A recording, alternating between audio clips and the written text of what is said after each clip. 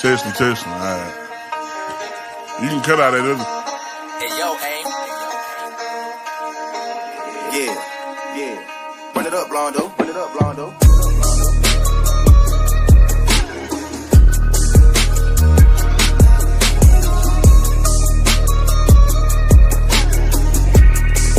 Hey, see y'all from Texas, where we sit riding swangers and put diamonds in our neck.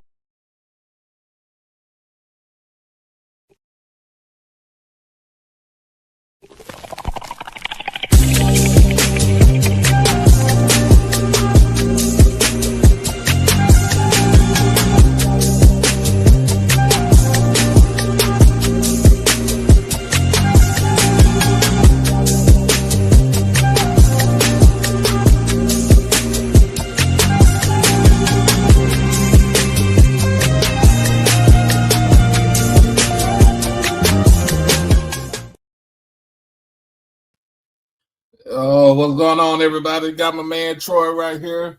We back with another watch party for today. It is Baton Rouge East and Baton Rouge West, however you want to call it. It's Prairie View versus Southern men's basketball final for the SWAC championship and a bid to go to the NCAA tournament. But as always, make sure you like that stream, comment, share, subscribe, hit that notification bell, and make sure you let's try to go ahead and get a little bit of donations up in here today because, of course, we don't monetize this right here. Little baby, what's going on? The Rattlers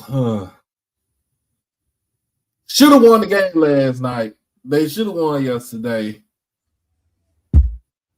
He called the bank. The three was in. He called it. He said, "Game." I mean, I can't be mad. I didn't expect them to get that far. If I'm being honest, right? Mm-hmm. Hey, Miss Mary. I didn't expect them to get that far. And in the moment, I was frustrated.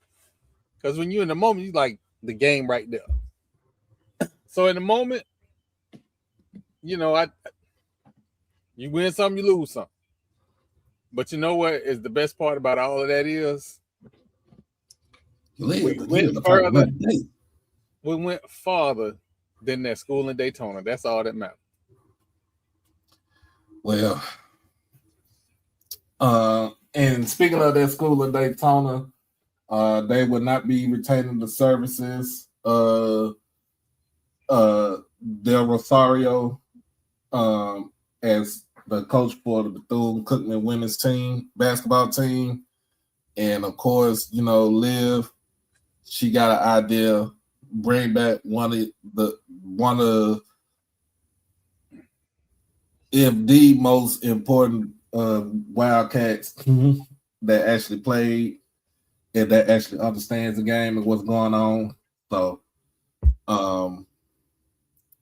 that's one story. I think that was one story that she did say she was gonna break, but it's gonna be some more after tomorrow. There's gonna be some more shaking and moving after tomorrow. Had some Division II games earlier today where Virginia Union took care of business today. And if I'm not mistaken, Fayetteville State should be playing right now. And if you want to watch that should be on NCAA the website where you can actually watch it for the Division II.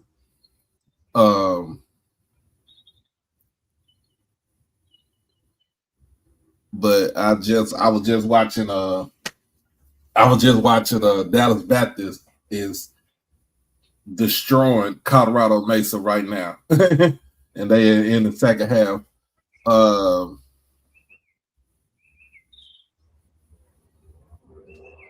Congrats to Suno on their season.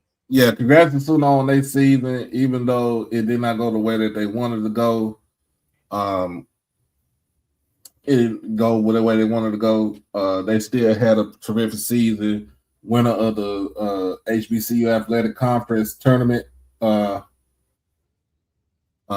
Finished third. I think they finished third in their division and went all the way. I haven't heard anything about Rust. Edward Waters women, I haven't heard anything about them yet. I'm still gonna be looking around. But yeah, you gotta it's a lot of basketball that's being played. Shout out to the Howard men and women for winning the MEAC. And especially for the women's team. If they lowball them and give them a 16 seed, I would go up to DC and ride for Coach Grace. I saw people complaining that the women's game went after the men's game. Don't shoot the messenger, but consistently, Howard women and Norfolk State women carried the MEAC when it came to basketball. Don't shoot the messenger. I'm just saying. And from an ESPN, because that's where this went on, ESPN, one of the ESPN networks. From an ESPN perspective, you had more interest from them because of the history in the women's game than you did the men's game. Now, the men got to do something to make it more exciting and make it more appealing to ESPN, but as long as the women do what they do with Norfolk and Howard, they're going to be the late game on championship weekend. Now, this is something that I was talking about with earlier on another stream. And somebody was asking about what about Alabama A&M and the season that they had. I was like, well, hey, you got to win the conference tournament. We are one big league. You know, a lot of us conferences are one big league. So, as much as I want them to be in the NCAA tournament, it's not gonna happen. You would probably see them in the WBIT. The women's NIT got Alcorn got the invite. Mm-hmm. So I don't know what happens from here. But I don't think they should be taken out. I think they should go to one of those tournaments. I don't think they should be taken out to end the season on an 18-game win streak is much, you know, there's nothing else that that she could do. You know what I'm saying? To solidify what she had. She had a great season. But it also comes to what you did out of your conference. It also happens what goes how you're perceived with how many quad wins that you have. You also got to look at that, your strength of schedule. So it's a lot that goes. It's a lot that goes into it. So they're saying it started at 6:35 because of the Ivy League women's tournament final just ended at Princeton, the school of New Jersey.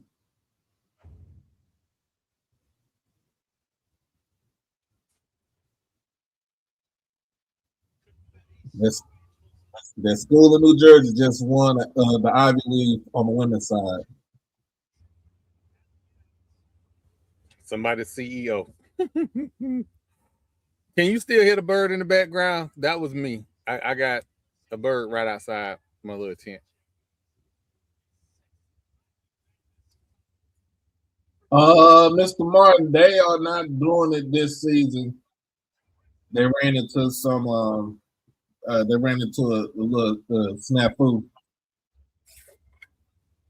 I thought Justin run the HBCU IC. Is it? Yeah, that's what he was talking about. Oh, okay.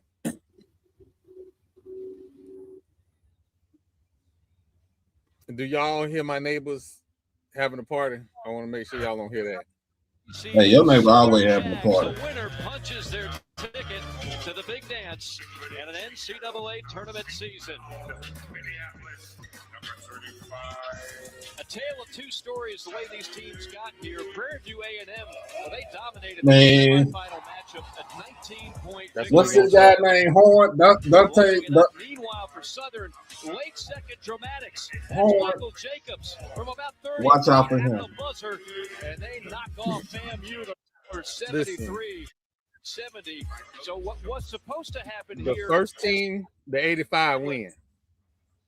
Reggie Theus, Florida A&M, led by Charlie Ward. Great regular seasons, but somebody's going to pull off a stunner here tonight in Atlanta. And with that, we say hello and welcome, everybody. Good Saturday night to you. Time out. Barry Clark. This is who we got calling the game? So much fun to be a part of this, Coach. You know as well as anybody, when you got a game like this and it's do or die. Yeah, this is who we got calling the game. Emotions going through everybody right now. Everybody's looking for that one magic moment. I'm telling you, the excitement is palpable in this building. These kids are ready to play. I'll tell you what we love, too, not just the excitement of the matchup. We love the fact that these are the two highest scoring offenses all year long in the SWAC. So if you like points, if you like shot makers, we've got them here tonight. They do it off the three-point shot. They do it off a transition. They do it off their defensive steals. So I'm looking for a high-energy game. You see Prairie View, they have dominated the offensive side of things so far this season in the SWAC. First in points, second in field goal percentage, first in three-point field goal percentage as well.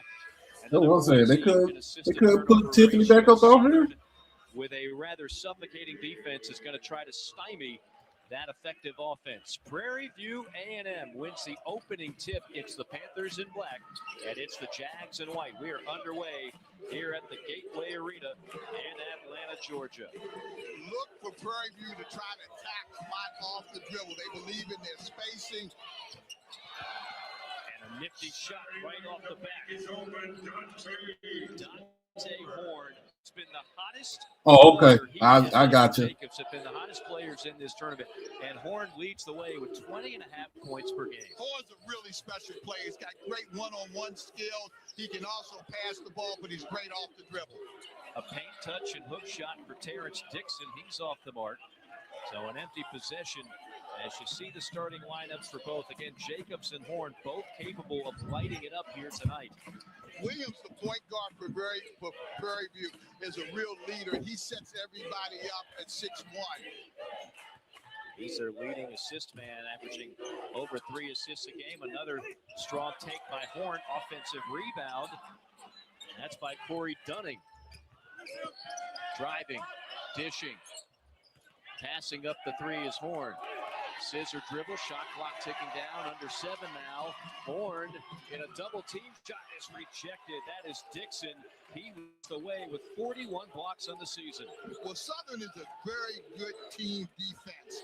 They clog the middle. They like to go high-low. They utilize their bigs. I'm not so sure that Prairie View is going to be able, on a one-on-one situation, to break them down defensively. Prairie View going inside, 2 paint touches, and that time it's Dixon drawing the foul for Southern. Kevin Johnson in his 3rd year as the head coach of this Southern squad. I met Kevin Johnson a long time ago when I was recruiting his brother, wound up going to Here's the forecast for tomorrow and over. Look for partly sunny weather with a high of 83 degrees Fahrenheit and a low of 35 degrees. Also, there's a fire weather watch in effect on Sunday, March 15th, 12 p.m. to 9 p.m. Come on now. I thought that was good memory. Well, not the ones I lose, but it's a great basketball family. He's done a great job this season trying to cap it off with a historic trip to the tournament. Both these teams have been away from the big dance for a while. More on that in a moment. Oh. Panthers trying to get gets on the field again. Block situation and a drag two-hand slam by number 13. That's Corey Wells. Corey Wells is another guy, highly skilled, good one-on-one player. Probing the right side, stopping, dish out, and a turnover. That time a little bit too creative. Cam Avery threw it wide of the mark. There you see the drop. One thing that Prairie View has done, Mike, is create really good spacing. So therefore, their guys can get downhill and drive the basketball and attack the basket. Hey, you still stuck in the backwoods? Highest scoring team in the SWAC all season long, averaging over 80 points per game. They're loaded with weapons, including one of the best scorers. That's number 2 in Blackhorn, who just gave it off. Shot clock down to 3. Inside the pivot, the fade, and a block, but a foul. So almost a second block for Dixon. Hey, Danny. A little piece of the arm. Hey, y'all. Wells at 6'7" has really Hey, good. hey. He's a 4-man that has 3-man skill. So his ability to stretch the defense, to come out on the perimeter, put it on the floor, makes him very effective. Corey Wells, a senior out of Murphy, Texas, averages 13.7 rebounds a game. He's a transfer out of Utah Valley. You know, one of these things in this league, coaches understand earlier in the season, you got to go on the game on the road. You got to play some road games. So the records are a little misleading. Also, the chemistry that you have is a little misleading because you all wind up playing some money games and traveling and can't play the style that you ultimately want to play in the league. You got to look there at Byron Smith. He is the elder statesman of the SWAC. He's in his 11th season. He won this tournament back in 2019. That's the last time the Panthers have gone dancing. A 5-point lead for his squad. There's a best look at the games thus far. A missed 3 that time by A.J. Barnes. You know what's crazy is listening to them talk about how long the coaches have been here. Now you got to listen very closely because they could be talking about some of these doggone kids. The Panthers play 5-6 guys, Wow. a ton of minutes. You just come in throwing shots. Different players, so I ain't throwing shots. That's just the reality of it. Like, It will. you And get I your COVID think the year, you pace get of your the transfer game year, will you be get your dictated by that. measles And that's year why you and see Southern everything. with the pressure right now, changing the defense, trying to work mentally against Prairie View as well as physically. And they get a 10 seconds. call. A 10-second call, so the trap pays off dividends right off the bat.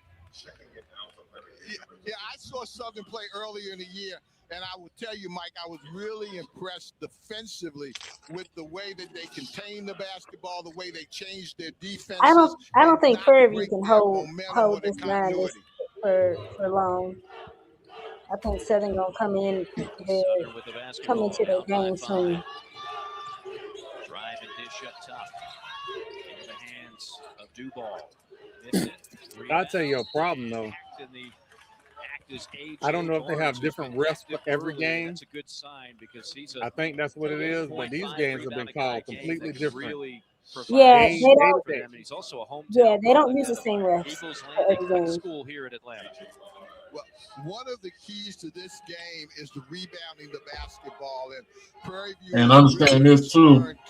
Prairie View is playing 4 games now. This is their 4th game in 4 days. It'll be a problem. 73% on the year is Barnes. So we talked about the difference in the way these guys attack it. That is the minutes played by the starters for Prairie View A&M. 3 guys over the century mark. Corey Dunning not far behind with 93. So they don't play a ton of guys. They ask their starters to log a lot of minutes. But I tell you, this time of the year, guys are used to that. I know when I used to coach with a guy named Bobby Crimmins, he only believed in playing 6 guys. So, but those 6 were pretty good. I was going to say, a lot of lottery picks out of those 6, that's for sure. You know, but guys get used to playing the minutes and taking their blows and sharing the basketball. Horn's been quiet. Had that shot either altered or blocked. Here comes Southern in transition. Duval lays it up, left it short, and a rebound. And then a kick basketball. It will be Panther basketball. He's got to explode on that shot. He tried to broad jump instead of high jump. When you're in transition like that, you want to put that thing high on the glass and be able to finish and get an and one. They call him PJ Duval, a senior 6'8", out of St. Cloud, Minnesota. I was talking to one of the reporters to our left that's covering this tournament, and he's out of Minneapolis. He said he's going to be stuck here till Tuesday. They're having record snowfall coming to the Minnesota area. So if you're going to be stuck somewhere, I mean, there's worse places than the ATL. Without question. Maybe catch a Hawks game. They're red hot right now. This arena, by the way, the Gateway Arena, this is where the G League team, the Skyhawks, play. Technically, they're called the College Park Skyhawks. We are in walking distance from the airport.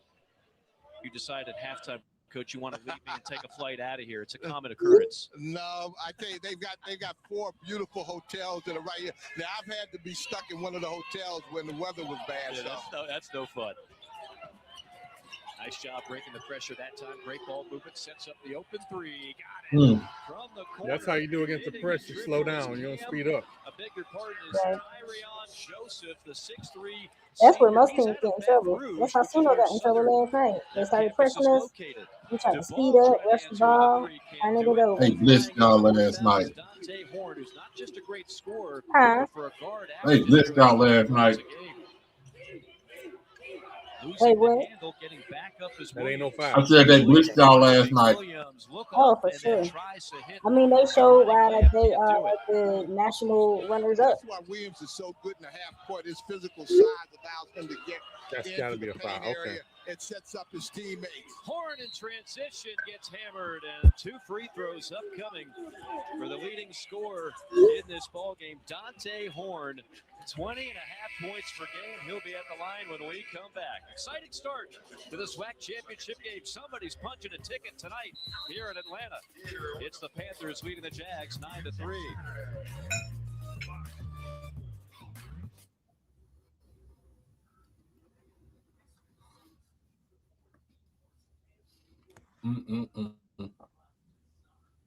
I need that. I'm trying to see if that blonde haired lady let me get a electric Escalade. I don't think that's gonna go well. Not the blonde haired lady. I'm just saying, the way these gas prices is. You ain't lying. Blame Trump. For sure. Blame Trump. But he loved creating a crisis so he could fix it. Well, let's see. Langston won that game yesterday. I think they're playing today again. The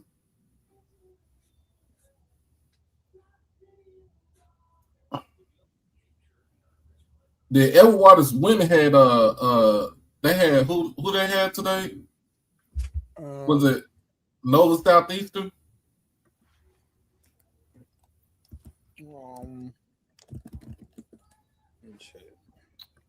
Let me check. I think it was. Hold on.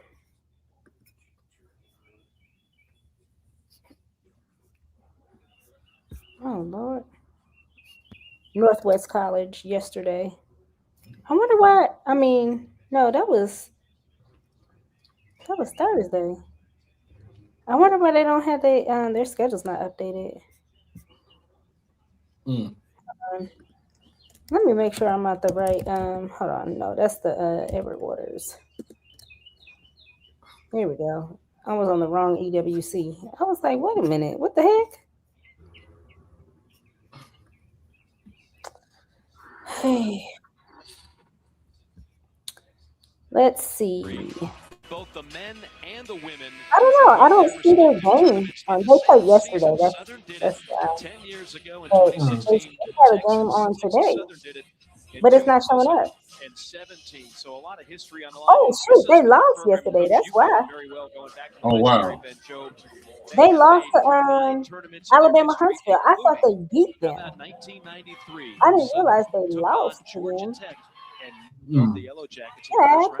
Ben Jobe, legendary coach. I took his position at Georgia Tech when he went on to Southern, and what an unbelievable coach. And I tell you what, if they can win in both men and women, they'll be second line in Baton Rouge tonight. That's no doubt about that. Free throw up and in for Dante Horn. 7-point lead. Southern needs to get something going. They're over 6 from the field. Mike Morgan, the coach, Perry Clark here in Atlanta. SWAC championship game. The winner goes to the McMahons. The loser season is over. As much as we talk about Prairie View offensively, Coach told me the key to the turnaround has been their defense. And Mike, they went from playing a solid man-to-man to a switching man-to-man. Like they can this take one the was ball better, Fayetteville got more State, people involved, and they were able to shut the field down Pennsylvania. defensively, and so far it's worked so against Southern. Again, late clock for Prairie View. With 3, with 2, baseline jumper from the right wing misses. Here comes Southern. Southern's got to get something going. 0 for 7 right now for the field. Still be down 7. Strong takeoff the window and in. And there's the first field goal. A driving layup by Michael Jacobs. The leading scorer at 17 points per game. Well, I think Southern has to get out in transition. I think they're much more effective when they do that. You can utilize your weapons. You can go inside. You can hunt the threes. Horn, drive and kick, baseline corner 3, air ball. You just threw that up. They really should push the ball. Yeah. Like, I hope he go in. Walk it up the floor rather nonchalantly. Ambery goes right side to Jones. How good your fast break is really depends on your big guys and how fast they run Oh, the floor. come on. If you got bigs that run the floor, you can have a good transition game. Suffocating defense, driving right into a triple team, and they will call a foul. So Damari Jones dribbled right into the teeth of that Panthers zone and got the whistle. But Prairie View, they're all about the same size, and Mike, they're all physical, so they're strong enough that even when they switch, you're not going to back anybody down or you're not going to bully anybody on the glass. Jones is 68% free through the lefty. Irons the first. That's the other thing about Southern.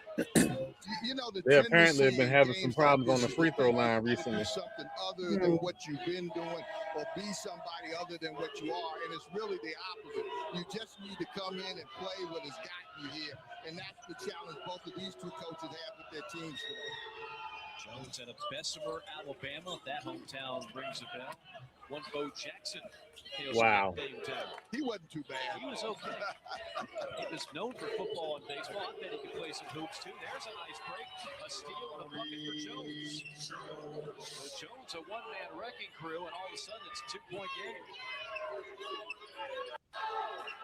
Here's Williams floating outside left up top to Gunning. Gunning, their best rim protector, not known for a whole lot of offense. Bump foul called on Southern with 11 on the shot clock. Whenever you're kind of struggling offensively, defense is what you need to do. There you get a steal, get an easy basket, it energizes you and kind of gets you going. That will not be the last time you and I say steal for Southern. They average 9.5 steals a game. That's the 7th highest total in all of college basketball. They are very active in the passing lanes. Oh, man. A lot of that comes to the fact that they change their defenses and give different looks.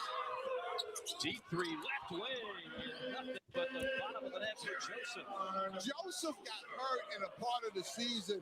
He's just starting to come back. When I talked to Coach this morning, they say he brings a lot of energy. He has not won his Nice block. back yet, but they were hoping to get it tonight, and he's showing that he's ready to step up. Abdul-Gawad, the Egyptian, had it blocked inside. Here come the Panthers up 5 and looking to extend it. Joseph calling for a post. He wants his man to get down there. Finally, Wells does. Wells bellied up. Wells forces it. It's so anyway. That was a tough shot. They kind of gave it to Wells, and everybody got popcorn and some sodas and watched him. Wells was determined to shoot it no matter what. It looked like a great offering, but it does go down. 12 minutes to go first half. Prairie View has led throughout. And now another turnover. Here come the Panthers in transition. Joseph gets it to go. Off the defense. That's the way Prairie View has been living the last month. Joseph on the business end of the fast break.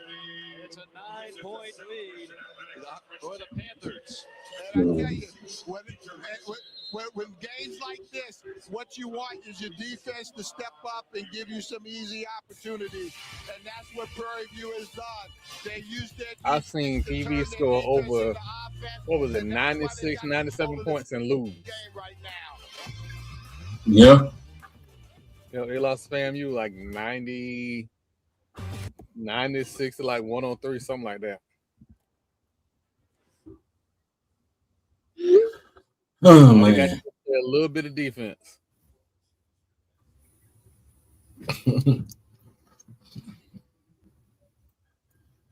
Who y'all think gonna win tonight? Because if them down folks from Waller County win, Waller County, we ain't gonna win. We love it. I learn more about the SWAC every day. Every day I learn more about the SWAC.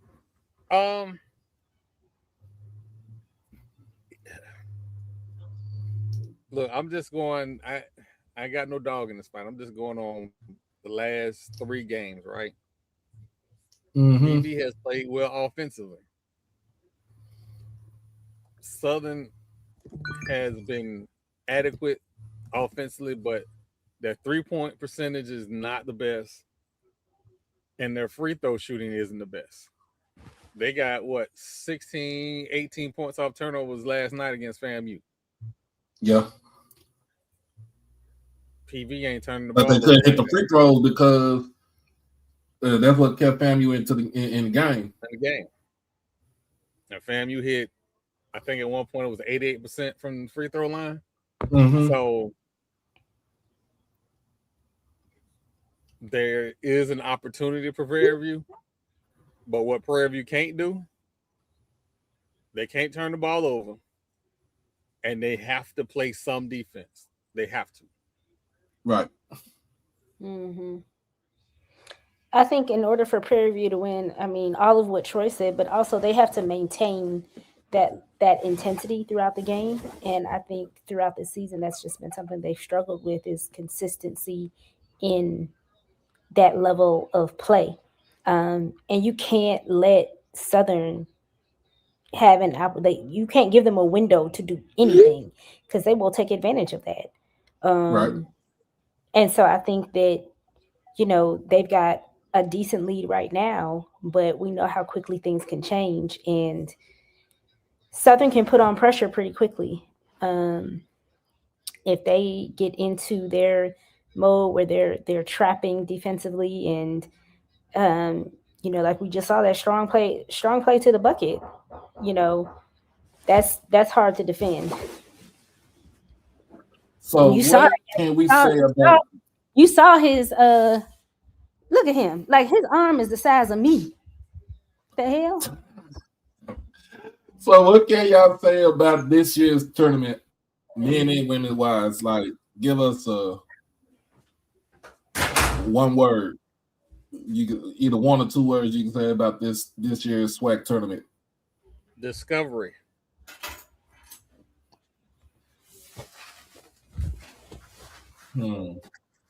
We have discovered that. Oh my God. Oh. Did you get the videos? Mm-hmm. Okay. We have discovered that people are in love with more than one SWAC women's coach. Yep.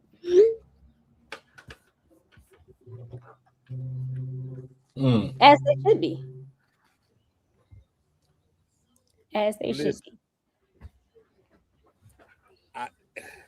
As the chairman of the board of the Can Her Man fight,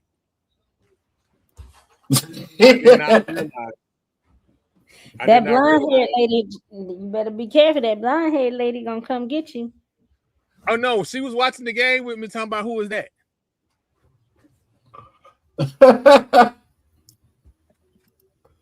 She probably talked about, I'm gonna get one of these young men right here. Mm-hmm. That's what she said. I'm probably get one of these young men right here. You know, everybody wants your problems till they got your problems. But no, seriously though, the SWAC game is exciting. It has been exciting all season long. We just have not been showcased on these other channels.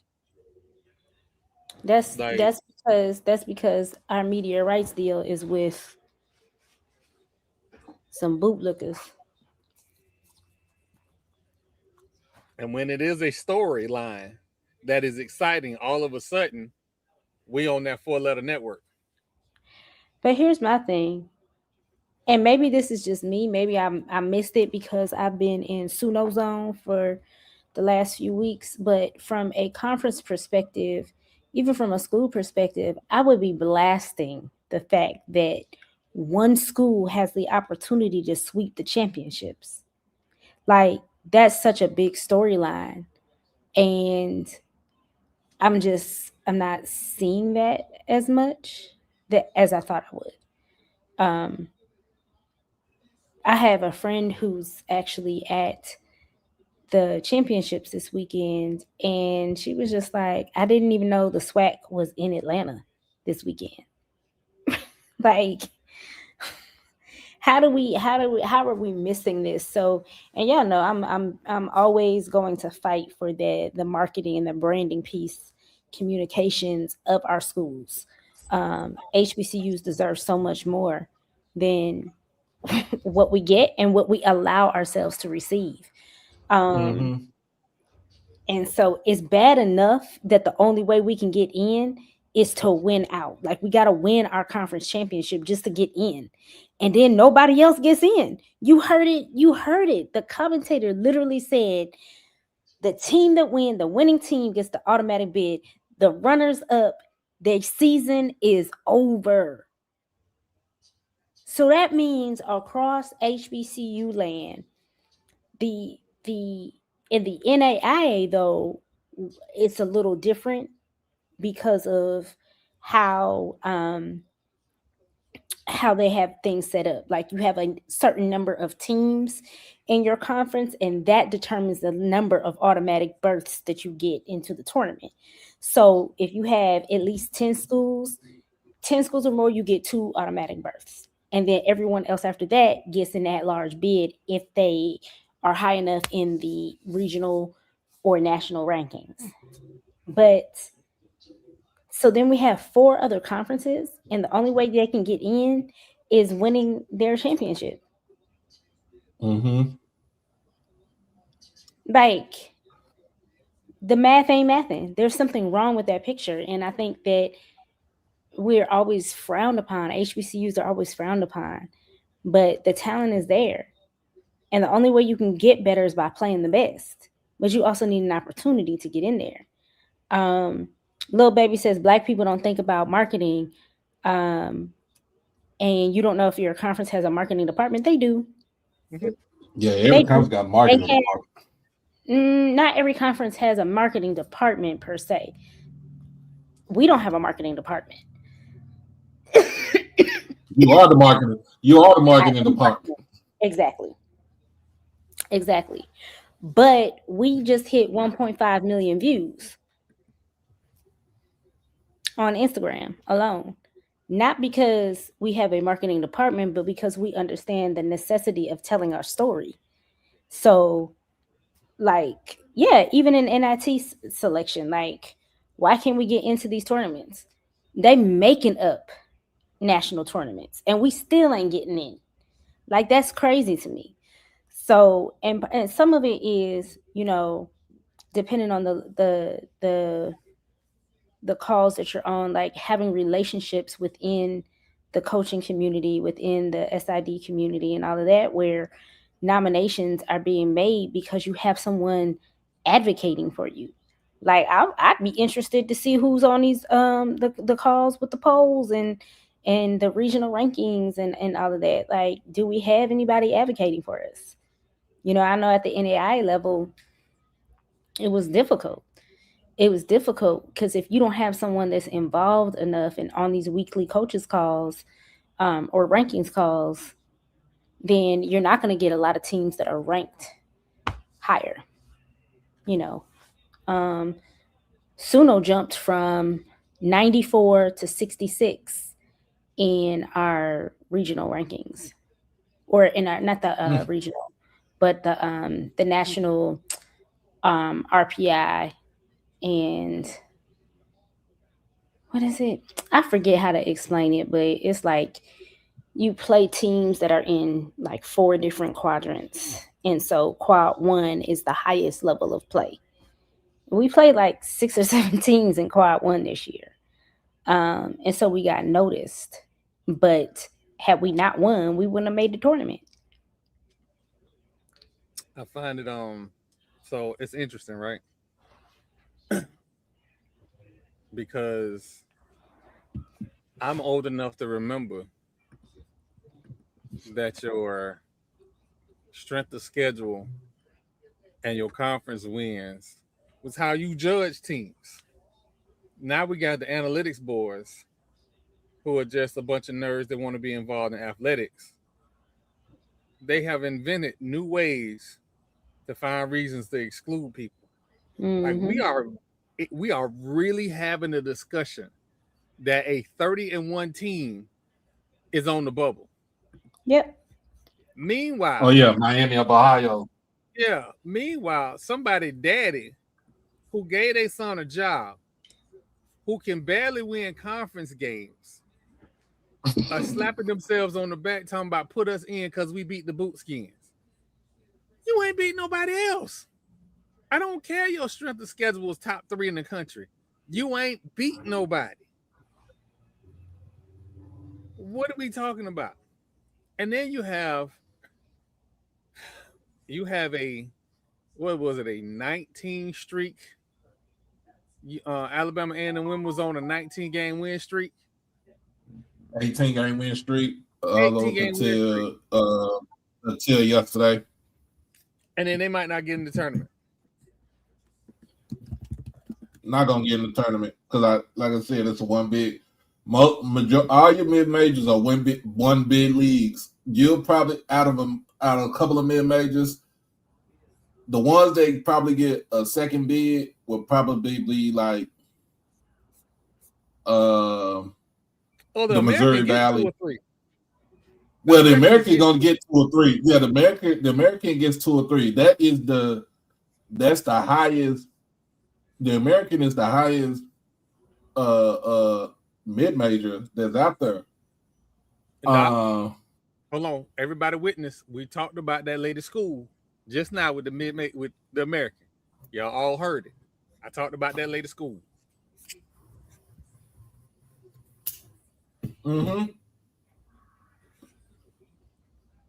Then your second best mid-major school, your second best mid-major conference is for a long time it used to be Missouri Valley. And then you'll probably get the MEAC. But I think the MEAC should get 2. I think Miami, Ohio should get into the tournament just based off of what they did for the whole season, all the way up until until they lost in the tournament. The one game shouldn't hold them back. But no, they should be a 5 seed. Like they should be between a 3 and a 5 seed. It shouldn't hold them back, but we're, like you said, we're literally having the conversation about them being on the bubble. What effing bubble? 30-1, and they're on the bubble. I'm not saying that they need to be a 2-3 seed, but golly, you got 80 teams. The SEC what are you talking about? The SEC is gonna put like 9 teams in the tournament. Do y'all understand how crazy that is? How crazy that is. The Big Ten is gonna put at least. The Big Ten is gonna put at least 7 or 8 teams in the tournament. And it's saying the ACC should put at least 6 teams in the tournament. All right, hold on. The Big East is going to put 4. I just want to say this. I know I'm a Seminole. I know what I'm about to say. For all you Seminole fans that want to holler about Florida State should be in because of what they did over the last 10, 11 games, I'm not trying to hear that. And here's why I'm not trying to hear that. If y'all let us in now, somebody else that don't deserve to get in a few years down the road gonna be like, but what we did on the last 2 games and barely gonna be over 500, gonna want to say, let us in. You don't get no more victory cookies because you almost beat Duke. We Florida State, we beat Duke for fun. Like, this ain't new. So no, Florida State don't get in. The ACC shouldn't get no more than 3 teams. I'm sorry, I don't care who get mad. Look at the games. They're gonna get about 6 teams in there. Oh, they are. They are. And it's I ain't gonna name no names, but it's gonna be a couple teams in the ACC that don't deserve to be in the tournament. Ain't gonna be a first round casualty. We know your top 2. The top 2 in the ACC gonna be in there. Duke and North Carolina. Yeah. That's a given. You'll see Clemson in there. You'll see those 3 deserve to be in. Right. You'll probably get an SMU in there because they did do, they had a pretty decent season with one of the top players, they was out for like a couple of games with an injury. But I know with the Big Ten, you're gonna have Michigan, Purdue go at each other tomorrow in the Big Ten final. You're gonna have those 2. You'll have Michigan State. You'll probably have Michigan. Yeah, I was gonna say Michigan again. Illinois. They're gonna throw Purdue in. They're gonna do Illinois. They're gonna look at probably UCLA, if I'm not mistaken. You might get USC in there. Oregon, I don't know how their basketball team looked this season. Washington always had a good basketball program. I don't know about Indiana because it's. I don't think Indiana gonna make it this year. Well, Jamal.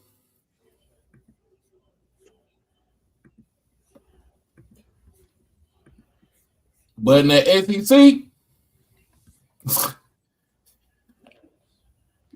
because of course, whoever wins the SEC tomorrow between Vanderbilt and Arkansas is automatic. That's an automatic bid right there. Look for Arkansas to get up in there. Look for Florida. Look for Tennessee. Look for Texas. Look for probably Alabama. All right. Hold on, Doc. Hold on. Let's. I'm gonna roll back some, right? Mm-hmm. I ain't even looking at the overall. I'm just looking at conference records, right? 10-8. If I use 10-8 as a standard, that's 1, 2, 3, 4, 5, 6, 7, 8. That's 9 teams. If I look at 10-8, right? Mm-hmm. That's 500 in conference. And then too, they also look at how well does the fan base travel, because they trying to make money. I remember that. Listen, I agree with all of that, right? But we got to have a little bit of fairness, right? I'm looking at just above the 500 threshold, 600 and up. You got Florida, Alabama, Arkansas, Vanderbilt, Tennessee, Texas A&M, and that's it. That's 600 and up. So That's 1, 2, 3, 4, 5, 6. I'm cool with 6 teams coming out of the SEC. I'm cool with that. The ACC.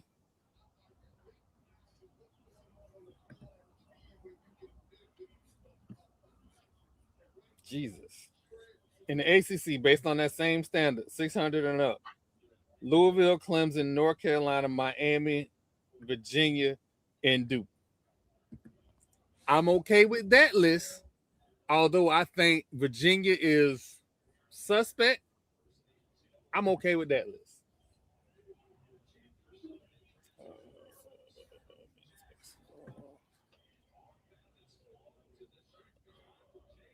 These boys is running on them, boy.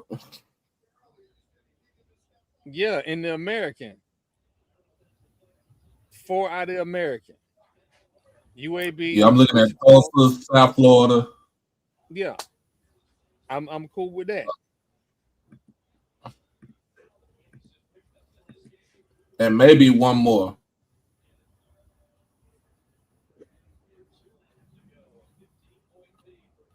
Maybe one more. The Big East only gonna have 3 coming out of there. Villanova, St. John's, and UConn. Who's the 4th place team? 4th place team is Seton Hall, but they look for them. They probably will get in it too. They probably gonna get it just because of our strength of schedule. That's crazy. But I'm gonna let me go look at the MEAC, right?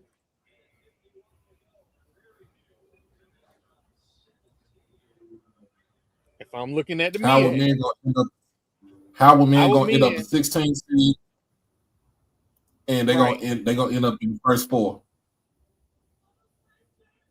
Morgan, who has a 700 conference win percentage, but their overall record is horrid. So I can't make the case for them. But let me go to women. I'm trying to figure out how he ended up getting the MEAC Coach of the Year. I ain't in that. Oh, was everybody else? Not doing that. Over Coach Blakeney? Come on now.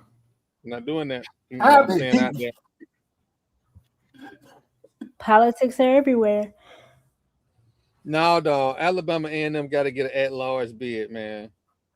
On the women's side? On the women's side. 17-1 in conference. 900 plus win percentage. Overall record is 22-10. They got to get an at-large. Like you said earlier, Troy, they continuously find ways to screw us over. I think I agree with you. They should absolutely get an at-large bid. But I don't see them getting into the NCAA tournament, just the way things go with us. Yes. But it's not just us. It's the lower mid majors that kind of get screwed over. Because what they want to do is pretty much have a tournament with none but straight up top dogs. And you know what? They can do that. They should just create two separate tournaments. How about that? You want your We used to have that. The NIT was the NIT was the predecessor before the NCAA tournament. Listen, we all know what used to be, right? We need to go back to it. That's all I'm saying. Have those tournaments that are for your mid-majors. Have those tournaments that are for your Power Fives or whatever you want to call it now. You know what I'm saying? You got a conference that has 85 teams in it. How do you get around it? You know what I'm saying? How are you getting around conferences that have a good strength of schedule? They've got they're playing each other at a level that no one else can compete with to a certain extent, right? So if they're gonna eat up all of the berths, then what? Where does everybody else go? You mean to tell me that there are no other opportunities for these kids? I refuse to believe that. But the powers that be need to also put the greed to side and allow these kids the opportunities to play.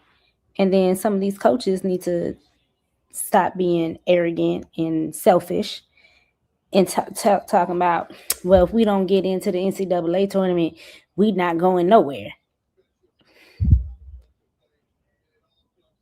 Yeah, they treat it just like it was like you going to a lower level bowl game. Like, bro, it's a bowl game. These kids don't do that. But this, I agree with what your selfishness is going to take it away from them.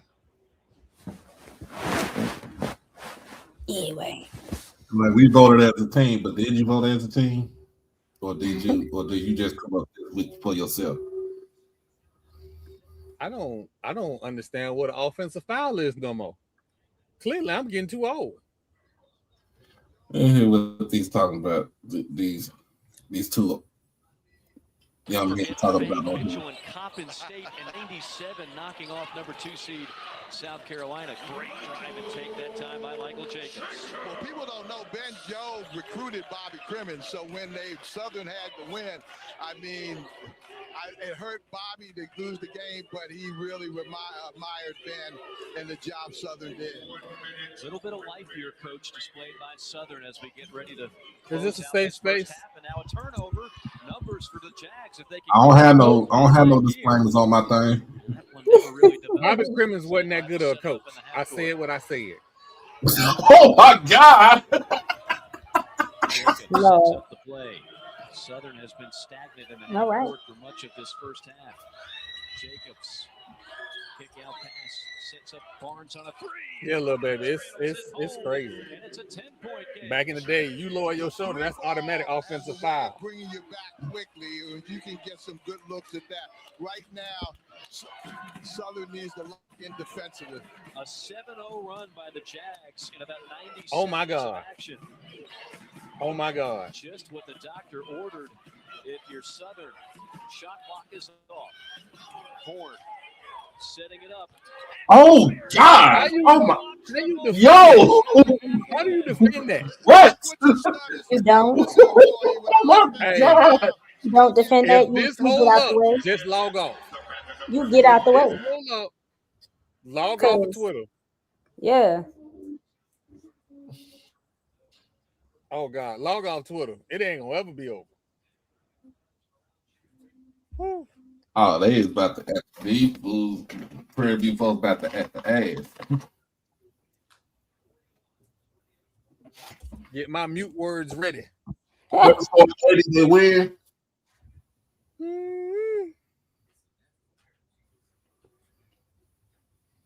Do y'all really want to hear PV mouth this whole for a whole weekend? Weekend. Until Did the first vote, Lionel say until the first vote come on? 26. Lionel said for the whole 26.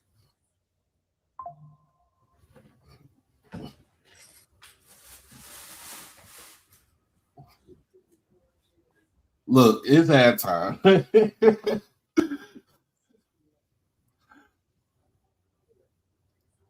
Whoever was at Georgia State didn't do right by that kid. Oh my God. Listen, Georgia State and Georgia Tech trying to figure out what they want to do with athletics.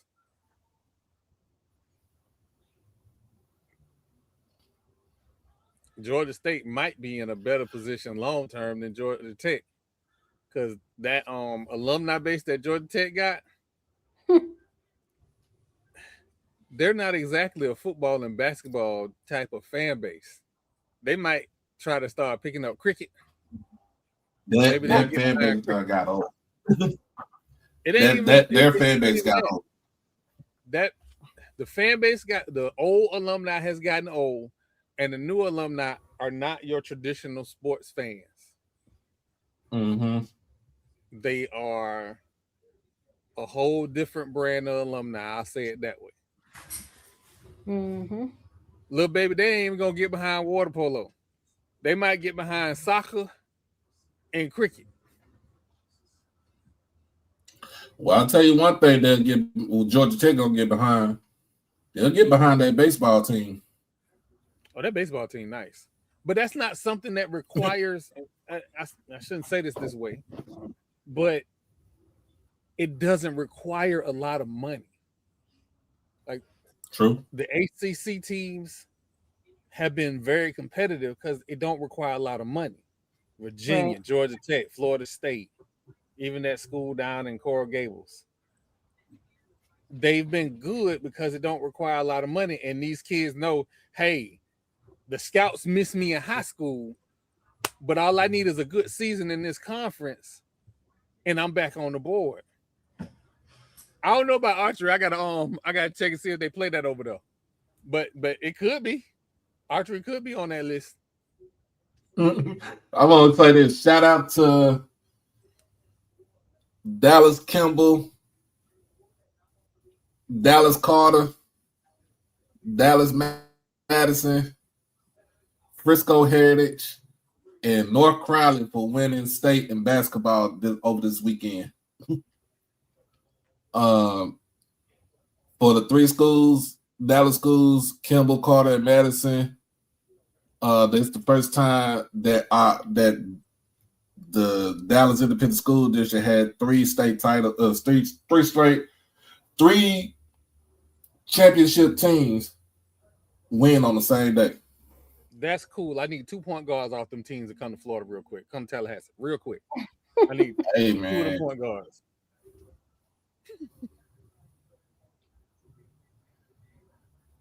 Hey man, look, y'all come down to Dallas, come to Texas.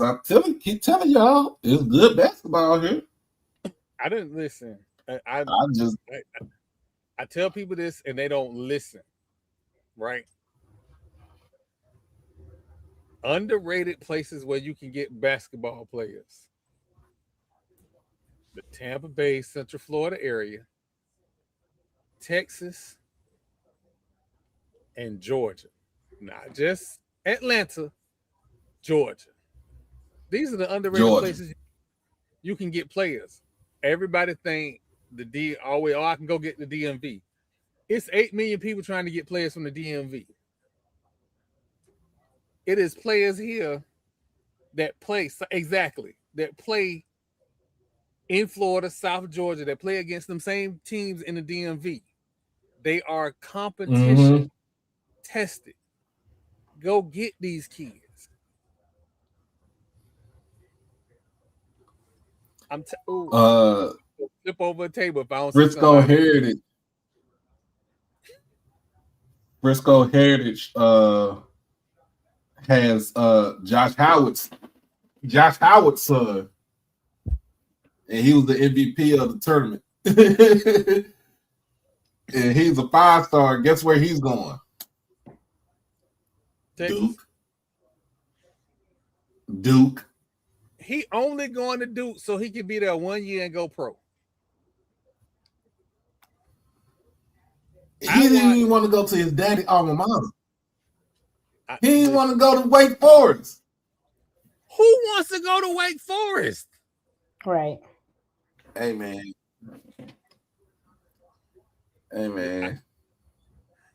Listen, it may be the ACC in me coming out, but outside of that 1 year with Randolph Childress and Tim Duncan. You reach, I teach.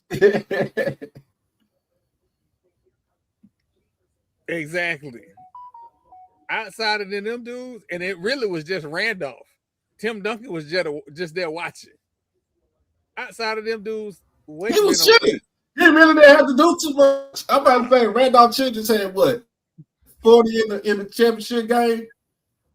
He scored 40 in the championship game. He scored 32 in the semifinals, and he scored 37 in the quarterfinals. That's when point guarding was point guarding. What does he have to do? What else he had to do? Shoot. My boy Lane is having a damn conniption over here.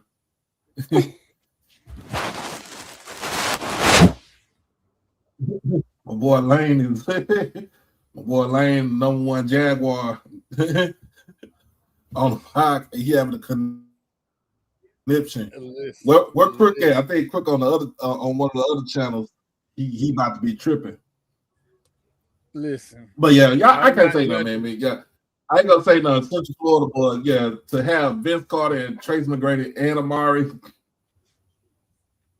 Do you know how mad I was at Pat Kennedy for letting Vince get out of Florida? Yes, he had to get fired. He had to go. The only thing he was good at was recruiting. He couldn't coach to save his life. If it wasn't for Charlie Ward, Sam Cassell, Rodney Dobar, and Bobby Soar, we wouldn't have made that Elite Eight. We were supposed to be in the Final Four. I forgot y'all had Bobby Soar. I always wondered if Bobby Soar was black or white. He was definitely white. He was white. He was white. He wasn't regular white. He was white. So he was white. Yeah, he was white. He was good people. Don't get me wrong. He was good people, but he was white. He was white. But now I'm about to say because he had sounds like he played like a blood. He played like a brother. Listen, we had a dude named Rodney Dobar, Mr. Go Get It. He coming down on the fast break, just throw it up. He going to get it. You ain't got to worry about it. Let's just run back down and play defense. That squad was so, man, I'm still, oof. I could forgive You're still upset Bobby. about that squad. I am. I could forgive Bobby about sending Randy Moss home. I understood. I could not forgive Pat Kennedy for that. No. We had to talk about this. So apparently, with Louisiana Tech got double booked by Conference USA and the Sun Belt for 2026. What did La Tech tell y'all? Didn't they tell y'all they was gone?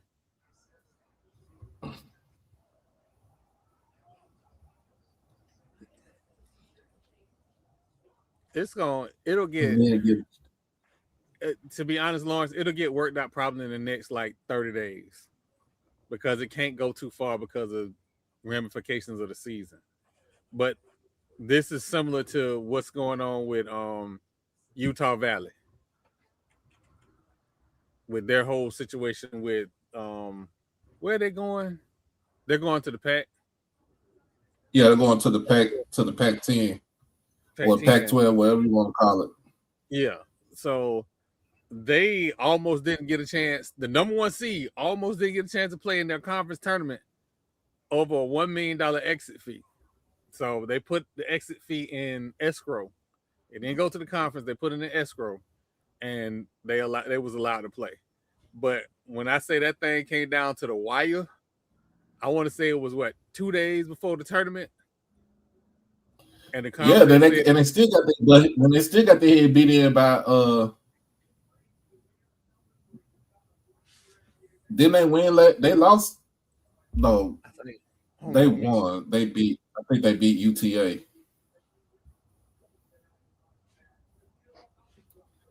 Let me see.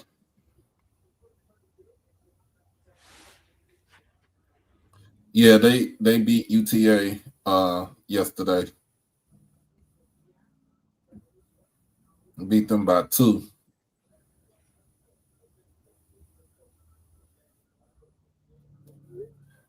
Cal Baptist versus Utah Valley. Another team that's usually sometimes could be a 2-bid or a 1-bid league is West Coast Conference. Yeah. But with Gonzaga moving out. Yesterday. Didn't Gonzaga move out? Yeah, this ain't last year playing. But look for them to get. They're probably gonna get 3. So look for, of course, Gonzaga, St. Mary's, and of course probably maybe Santa Clara to join the field. I want to say this so everybody can publicly hear me say this. If everything that I read about Sacramento State's deal is true,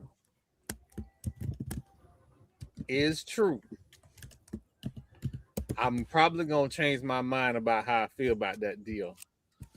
But I have a feeling that deal is not going to stay in place for the duration of the 5 years. I have a feeling Sac State will be moving to another conference within 5 years. I don't think they're gonna stay in that. As far as what football? I mean, with football, right? Football. They moving They moving this season. Yeah, they moving to the MEAC this season. I don't think they're gonna stay in the MEAC for the entire time because, well, the MEAC is probably not gonna get a CLP participant anyway. But one of the details that pissed me off is in the ACC when we made that deal with SMU. They don't get a disbursement except for when a team makes the NCAAs or it was supposed to be the playoffs, the college football playoffs. But y'all know they gave all that money to Miami, and them some bitches ain't thank Florida State. Whatever. But they're not getting any money except for postseason disbursements. If Sac State does not get postseason disbursements, I got big problems with that deal. Because what are you there for? You are literally, that is, and the NCAAs, I think that's what,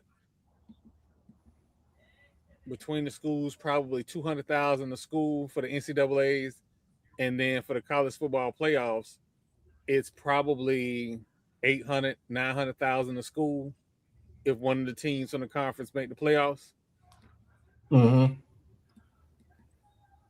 Y'all must have some big money donors. Oh, wait. You know what?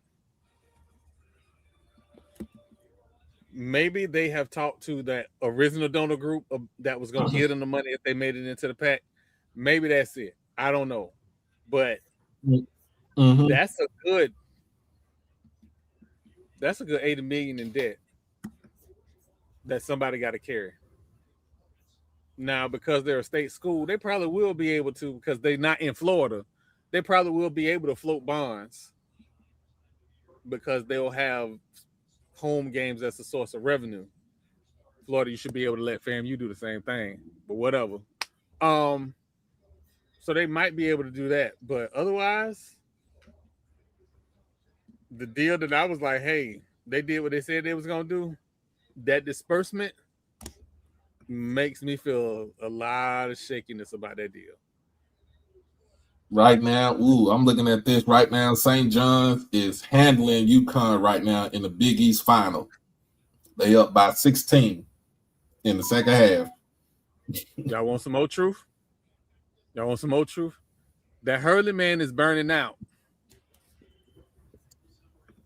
Well, one Hurley already left, got fired. So I was about to say he didn't leave. They escorted him to his car. And one Hurley got escorted to his vehicle. I don't think this Hurley would get escorted to his vehicle. I think he stays. Nah. You gotta realize he still got two national championships under his belt. 2 national championships, what, 3 years on the contract? Yep. So he ain't going nowhere. And he ain't had to lose a season since he been the head coach.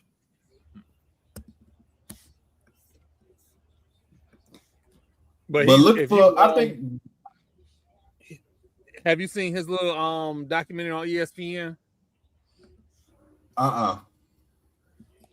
He has, even when he was a player, he's gotten burned out before.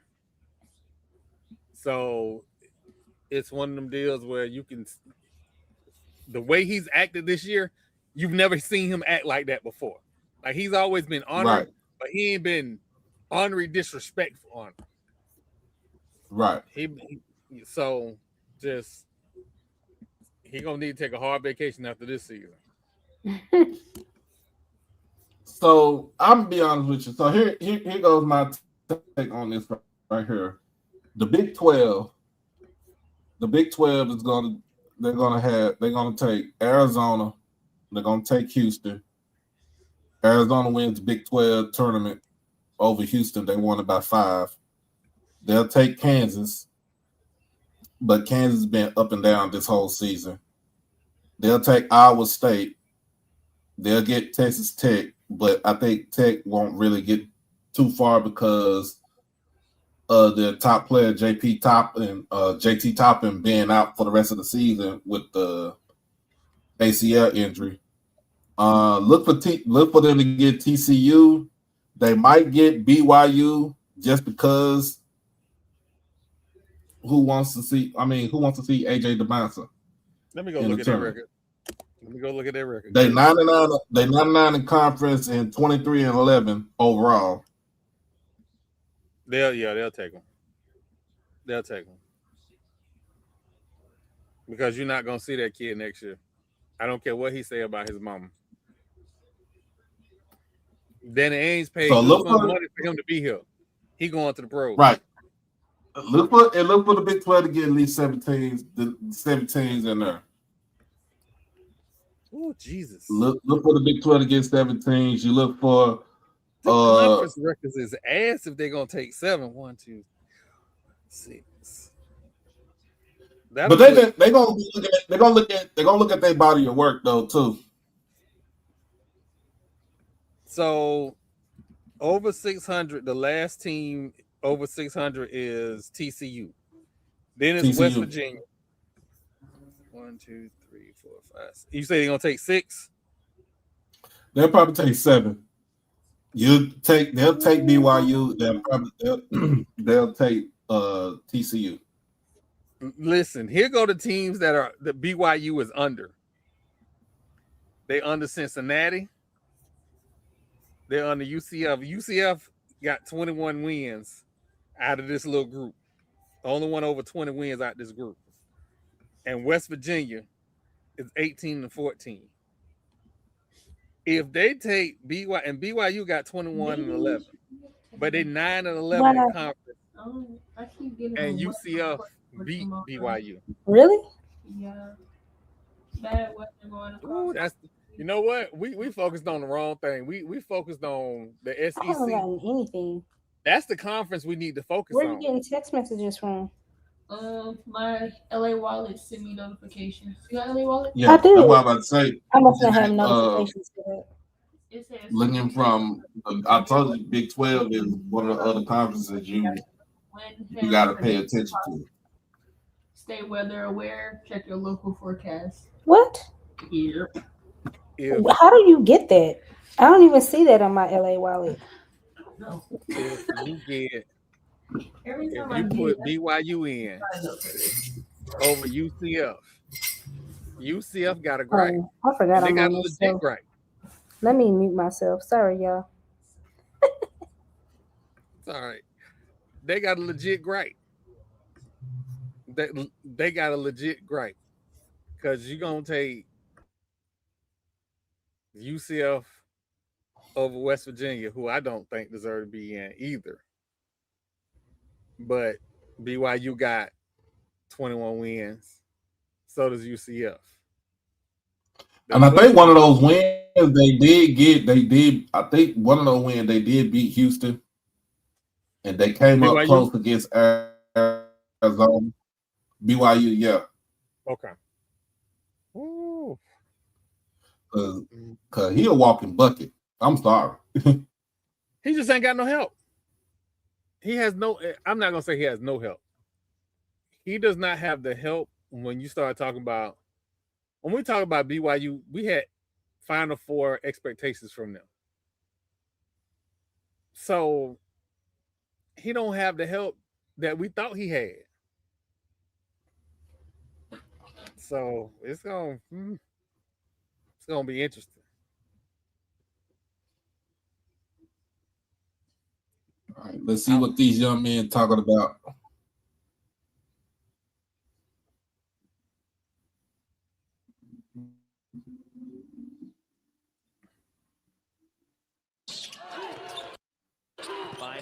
And don't y'all be crazy and put Duke as your national championship on your bracket.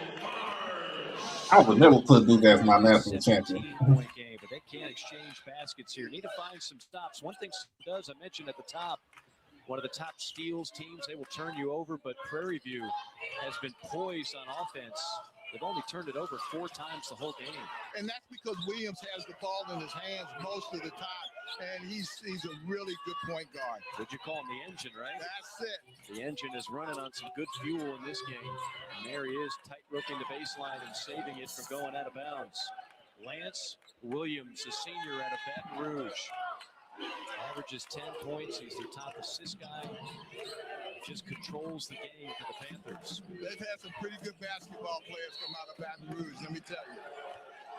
Most of them go to LSU. And you didn't have to say, Mike, you hit me with daggers, man. Holy cow. I was going to buy dinner tonight. Oh, you're killing me, Take it all man. back. You're killing Some me. went to Tulane when you were there, right? It's tough to out-recruit LSU. Is right in the backyard of the Bayou Bengals. Let me tell you something. LSU is tough to recruit against any place in the state of Louisiana. They grow up purple. Cookies. That was a steal. That was a decent steal. Leads the team in points, and maybe that'll provide a much-needed spark. Well, you have to do it with some defensive stops. And you got to lock in and just be prepared to play defense for the whole possession. Plenty of time. You're down 15. You haven't played good basketball yet. Horn between the rings. Pounded by Hardy.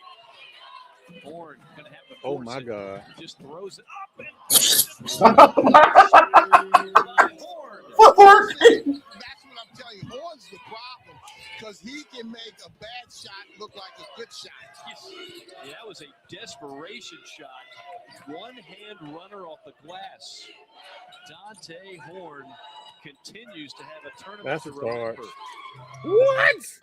Under 10 to shoot and a block foul. We'll go. Let's look at that again. Was that a blocking foul? That should have been a charge. That's what I'm saying. 15:42 to go. We ain't gonna look at the charge. You see Horn right there, putting the ball down. So one thing he does is he keeps his eye on the basket, so he knows what he's shooting at. In the backyard, you put a letter on your opponent. That's H in a game of horse. Right now, H stands for Horn. His Panthers lead it by 17. You know, we can't see Quinn on the broadcast because they done made the dang on arena so dark.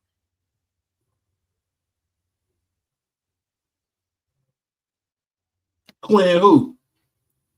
I don't know her real name. Harley Quinn.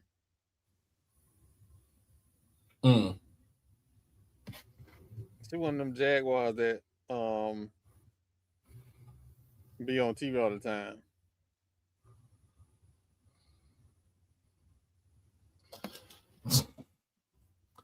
Hey, that man, that Dante Horn has been boogieing. I'm gonna get my word for the SWAC tournament this season with words.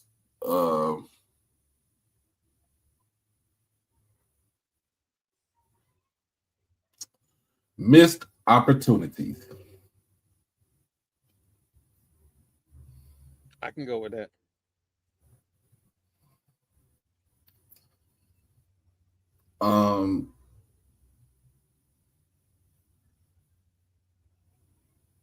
And I look at certain games, of course, the A&M Southern game from yesterday on the women's side, there's a lot of missed opportunities in that game from the Lady Bulldogs. On the men's side,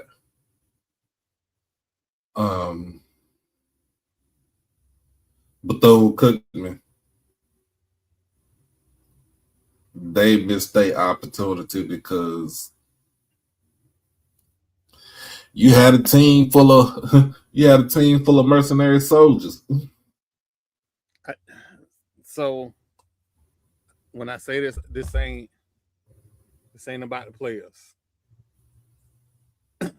The last time Cookman played in Tallahassee, I noticed something. I didn't say nothing on no platform because I wanted FAMU to use it.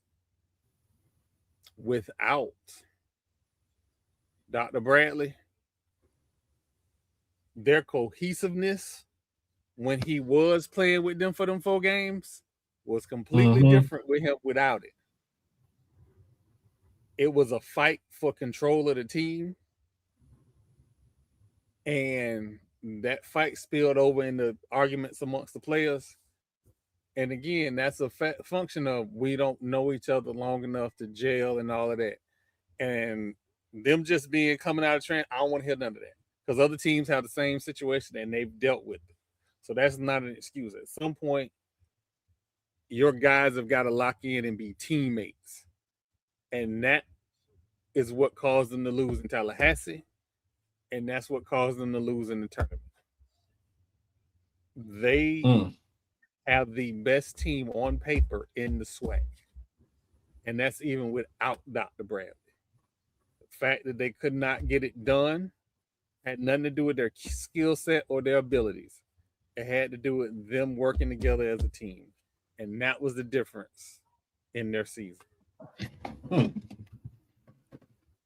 Go look at that FAMU game. You can I watched that game. I was just shaking my head like, come on, FAMU, let's get the win before they figure out they the problem.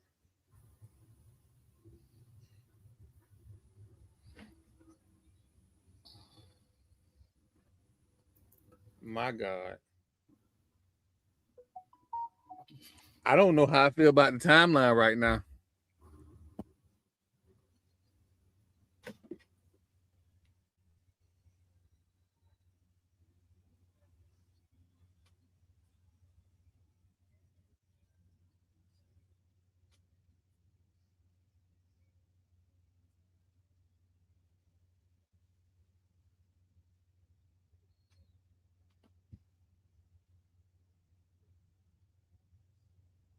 Who did they play?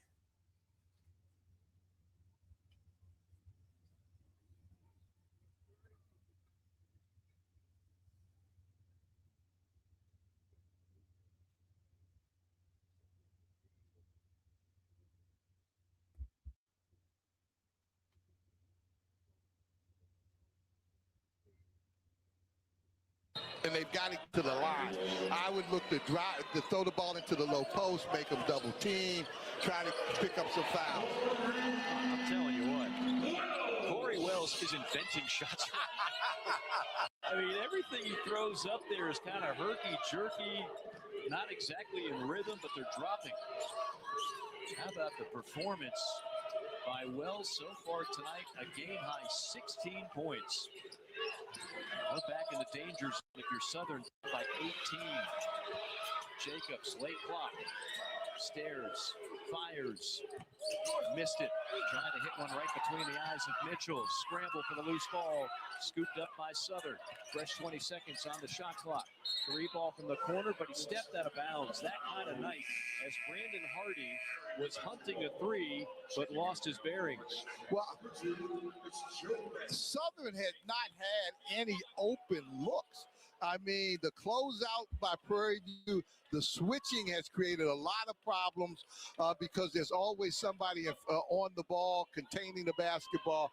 And I just think Southern has got offensively, they've got about another 5-6 minutes to try to get some sort of offensive flow to close this gap. Well, you've alluded to the Panthers' defense all night. We've been praising how good they are offensively, the #1 offense in the conference. Maybe we ought to start praising their defense more. But the offense continues to fill it up from outside. That's a 3 from all. Little baby, take a look at them SWAC softball standings. You know, when you're on the ball, it's amazing how good offense and good defense kind of goes together and gets you some victories.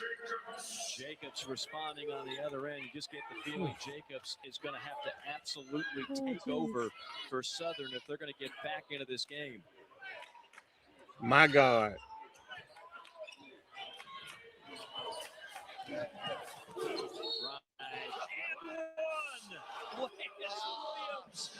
We are seeing elite guard play. This is ridiculous. But what he does is he runs this ball club. He gets everybody involved. When he needs to call his own number, he can do it. You see that great upper body strength, finishing at the rim. That's big time. He actually downshifts here. It looks like he was going slow motion. You're thinking, what is he doing? And then the right-hander finishes with the left in between two defenders. Just brilliant from Lance Williams. And you know this is extra special for him growing up in Baton Rouge. Certainly very familiar with Southern and that program located in Baton Rouge. He's going to have a pretty good time on spring break in Baton Rouge now. No doubt. A lot of bragging rights for him as A.J. Barnes goes mid-range. 20-point game.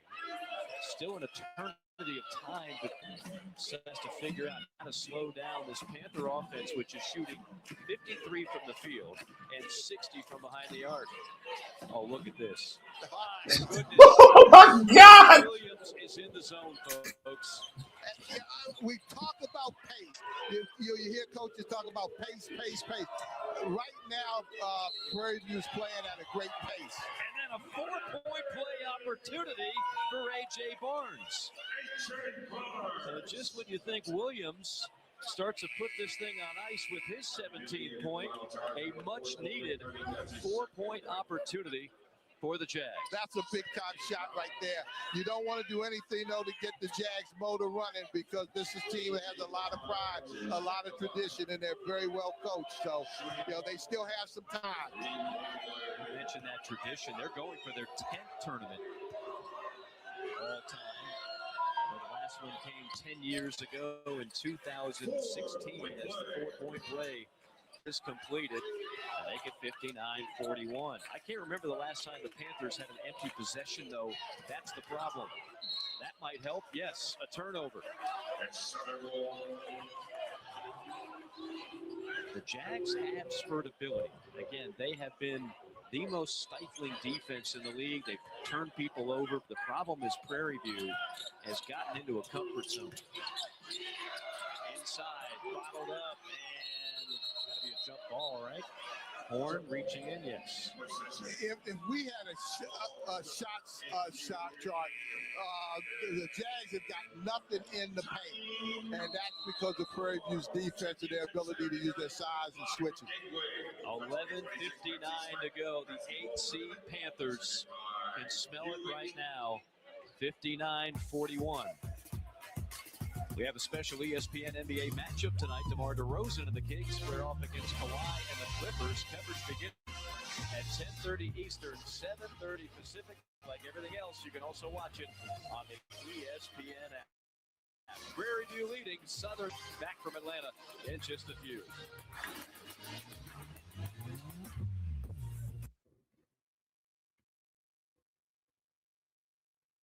You know, are they an 8 seed though? Do they play like an 8 seed? Teams get hot at the end of the year. That's not unheard of. Like I said, they played in Tallahassee. They put up 90-something points. They gave up 100.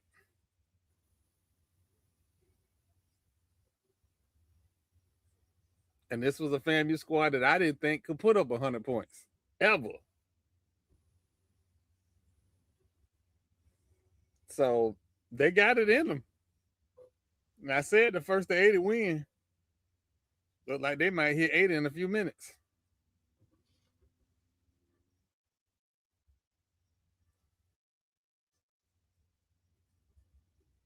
Yeah, look, baby, they came back from a 28-point deficit because of all them turnovers. Wow, that seemed to be a reoccurring thing.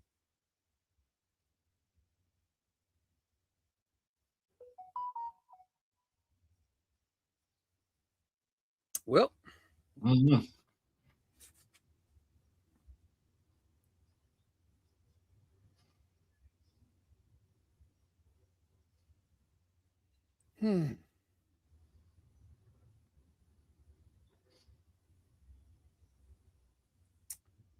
I know it is.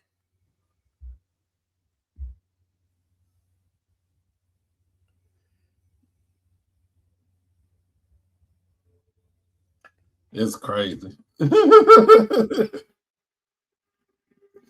like I said, team get hot at the. They get hot.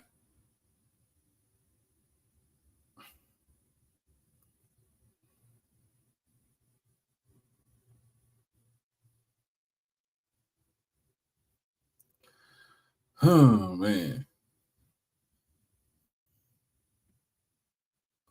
this boy scored. He's hoping. At will. Do whatever he want to do. He's taking Yes. shots. Whatever he want to do. Able to get to the rim, created opportunities for other people. The Lance and Dante show. He's down. He wants to get to the NCAA tournament. He understands what the mission was in coming here to Atlanta. He has not taken foot off that. He got 17 with 11 to go. Round by round, as Prairie View tries to become the first SWAC team ever to win this event, playing 4 games as the number 8 seed, and they do so without much of a bench. They play their starters the most minutes of any team in the field. Right now, they're in control, up by 18. Southern has to watch them bleed a little clock here. Shot clock down to single digits. It's that man again, Williams. If that would have gone, just wave the white flag if you're Southern. And then a bump foul by Dunning. Southern 3 team fouls on Prairie View. When I was at Tulane, we used to play Prairie View right before Christmas break. And they had Coach Plummer. He was the best dressed coach. Prairie View has only played 7 players. Man, he had some yellow suits, some purple. Why they need to bring anybody else? And our fans loved They can't guard 3 of the people out there. It would be an entertaining game. They're out of Texas. They've made 2 NCAA tournaments all time. 2019, that was under Coach Smith. They won the SWAC. They made it to the tournament. And then the last time before that, the only other time before that, 1998, they lost to number 1 seed Kansas. There's always been some outstanding players in that part of the country, and they've been able to feed off of those guys and put together a good program. But I would just always remember, because they always say, Coach Plummer outdressed you again today. That's the game within the game. Oh, without question. You got to have a good suit guy.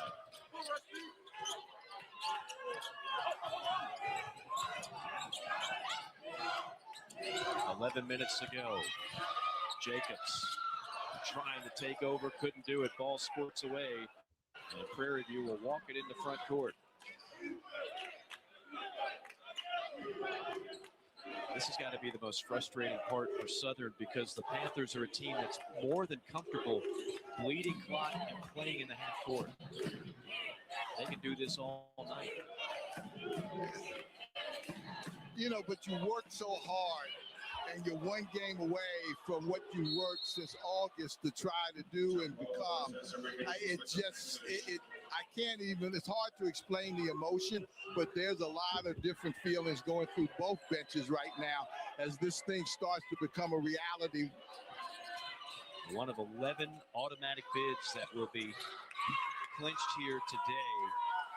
I always love the thing that's special about these one-bid leagues as the 3 from the corner misses. Offensive rebound. Jags inside. No. How about a third try? Yes, and a foul. AJ relentless down low. Now, right now, all Southern is trying to say is we want to get this thing to about 10 with about 6 minutes to go.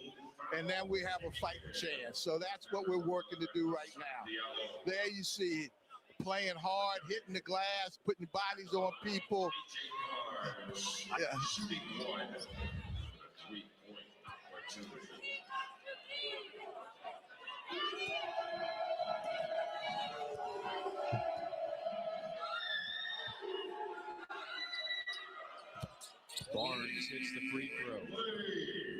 Arizona and St. John's have already clinched here today. We've got some Hey, more Doc, games somebody going on. told Liv Utah State, to pull up the UNBC. games and support Remember, they were the SID HBCU team players that beat the one. and show Rick highlights. Pitino is amazing to me. Said He that is to a Liv. basketball To machine. Liv. I got to meet him when I first got into coaching in 1970. PWI people. And Y'all the reason you know, why What is HBCU going on? don't like went me and being in the interviewed space. Mr. Mike, and Shut the we fuck never up. ate the whole day. Right. You know, and Rick said, we don't eat here. He I'm was at sick of Boston, y'all. It was at BU. He said, we don't eat here. I And just got said, into "Coach, the I'm a day little with the hungry. blog Can we stop and get who some didn't French know my fries or something?" background. He said, No. "We don't And have here time you for come that with the right now." bullshit. Time to eat. But Shut up that when it was comes to Rick HBCUs Pitino. if you don't know what the fuck you're talking about. What a basketball guru he is. And his suit game is strong. Oh, One time a year you see an HBCU on TV and you get excited and want to add your 2 cents in. he counted Don't. strong too now. Oh, shit. Everywhere that man goes, though, he takes his teams Shit to done pissed me NCAA off. tournaments. And What up, usually young crash out? they win some games. I don't think anybody's going to want to play St. John's in the upcoming tournament. It's going to be some great matchups, I think. Who we cussing out? I've seen Every time you show up, I'm cutting somebody out. Yeah, I'm just saying. Who this year. we tag team because I'm about to come off the top rope. Some dude named Ken G. I'm sorry, Ken G. Lewis on Twitter decided that he was gonna come out his mouth and talk sideways about Liv. Bitch. No, that's what we do. That's what we doing today. Oh yeah, no, that's what this is good on the timeline. See, so I hadn't been on the timeline. One of my close friends' sister passed. Oh man. So you know, old Southern roots. We had to go fellowship. So Then you see the jump shot finishes up. that's where I'm just leaving. So I have not been active on the timeline like I normally am, but I'll go check it out. I mean, that's not the early Without clock, a doubt, showing balance, the entire layup in ass. traffic. It's not what Coach Byron Smith called for, but that's what they got. And they've been hitting those kind of shots. White people bored and want to show out at the wrong time of year. At United, 57% field goal percentage. And it doesn't get that much better. Not to mention 60% from downtown and every acrobatic circus layup you can think of. Now you need Jacobs to step up for Southern right now and maybe hunt his shot a little bit more. Instead, a turnover. Oh, goodness. See, the Tallahassee done ruined my little shortcut. Gives it right back to the Panthers. You can believe the ball's going to stay in Mr. Williams' hands right now. You know what, fam? You He need to got do the to right make one. I just read the post. For a long time, perhaps. Or Quick three. Fam, you need to Keep have coming at Liv talking about instead of talking about. I'm gonna have to mute this. Three. Right on line, but a little too strong. That's exactly.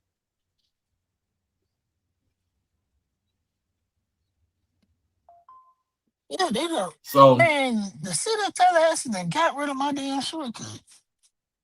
God damn it. I'm like, what happened, that's Doc? what we said. She had to. Yeah, Lawrence. Yeah, we know she had the SWAC tournament. Like, dude, I don't know what's up with dude tripping, smoking crack or something. Is he at the SWAC tournament though? No, Or is he he ain't no just, That's what I'm or saying. is he just being a internet thug? Oh no, he just running his goddamn mouth. Let me go. Hold on. Let me get out of this thing. I'm about to go find this post. Man, cause Troy, no. Hey, you know they done tore down Northwoods Mall? What? Yeah, that's finna be the new police station. So I was trying to cut through. You know, you can cut through that parking lot and hit that road over there by Gabby and head out. Yeah. Yeah, you can't do none of that no more.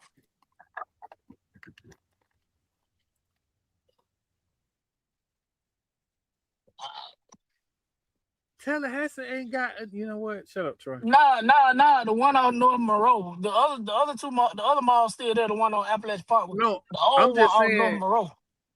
All of that. You don't need all of that. Man, nah. They kind of do because is the news station gonna be over here close to Basin, and on Alabama Street, and that's where they still like to show out at. Oh, okay. So, all right. yeah, I mean, and like if you in a bad situation, so for people that don't know, the police station in Tallahassee is on a one-way street down like a weird ass roundabout and two other one-way streets, and you have to know where it is to get to it. So if you in a fucked up situation, you can't even really find the police station to get some like immediate help. So it's a good move. And then they don't have no substation. So you can't even be like, well, dang, let me hit a substation and get some help. None of that. So it's a good move. It's yeah, they done fucked up all of my shortcuts.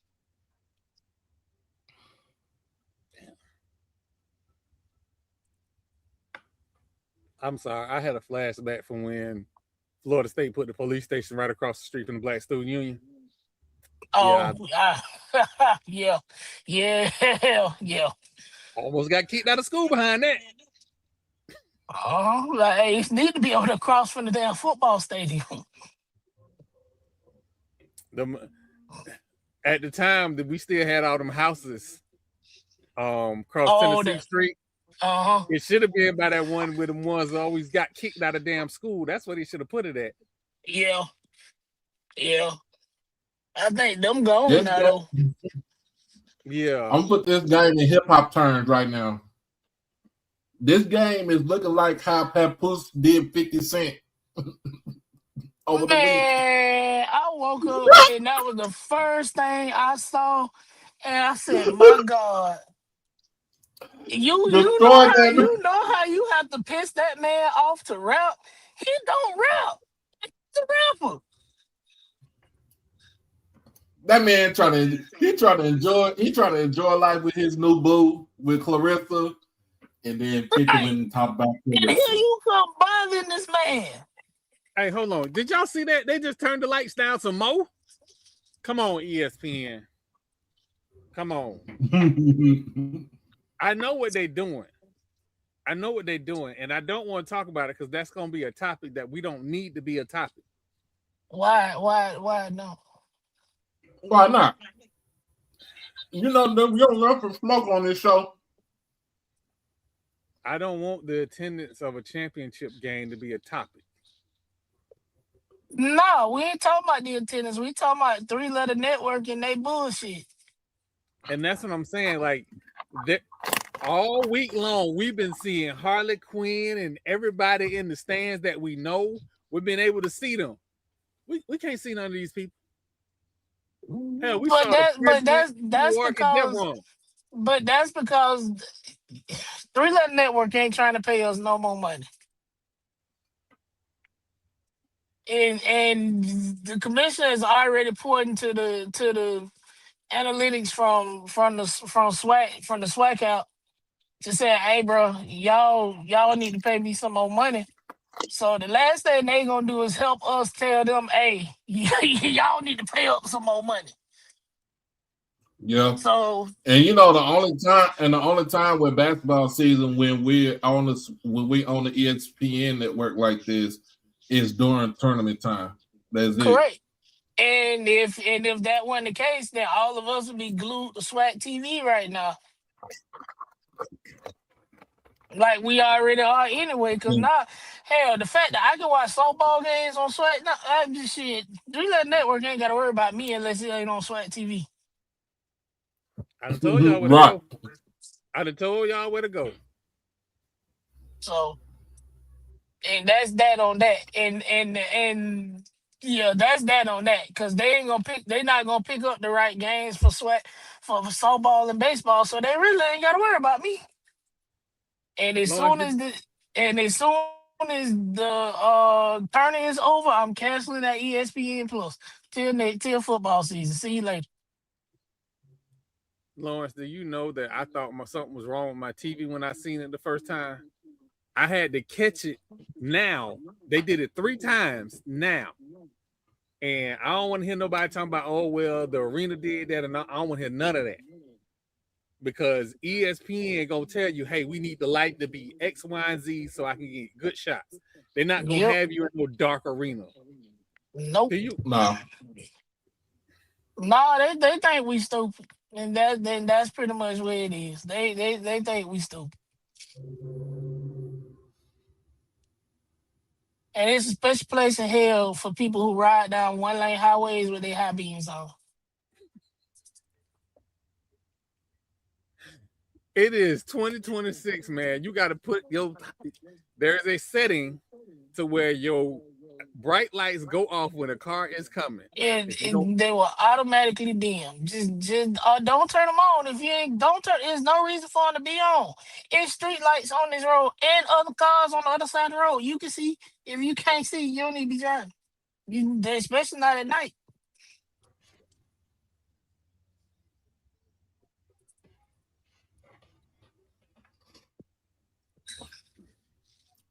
Uh-oh. All the Prairie View fans get ready to they trying to smell victory right now. Hey, did y'all see Alcorn women got a WNIT invite? Yeah. Yeah. Did Alabama A&M get a WNIT invite? No. They're going to get the WBIT. Oh, shit. I forgot that one. Okay. All right. I forgot about that one. Because I was about to start raising hell. Because what you mean? Uh-oh. It's a ball game. It's a ball game. Oh, it's not. Let me turn them. Turn it back on. Let me turn the volume back up. For Prairie View to operate defensively, get the ball in Williams' hands, or isolate Horn right now as he's in an isolation situation. Are you surprised no timeout call? Well, they'll certainly benefit from it as Elijah Mitchell gets the foul with just 5 on the shot clock. He'll be at the line with 4:09 to go. No, you asked me because I think they have that kind of confidence in Williams. He's been the leader. He's the guy that has been controlling the tempo. So, no, I'm not surprised with it right now. Mitchell is their best free throw shooter. So this is the guy you want at the line. 85% on the year, the junior out of Roanoke, Virginia.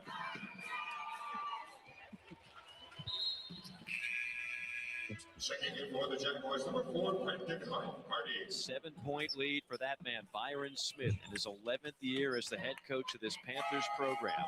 Trying to make it to the big dance for the second time, the last one coming in 2019. As Mitchell buries them both. And Coach has a lot of confidence in his players, as you can see by his demeanor right here at this time. There is the timeout by Byron Smith. 4:09 to go. We will step aside as well. Things getting interesting here in Atlanta.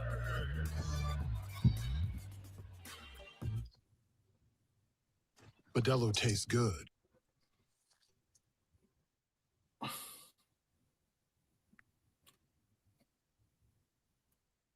Yeah, Fitz was letting them play. St. John's win the Big East tournament, so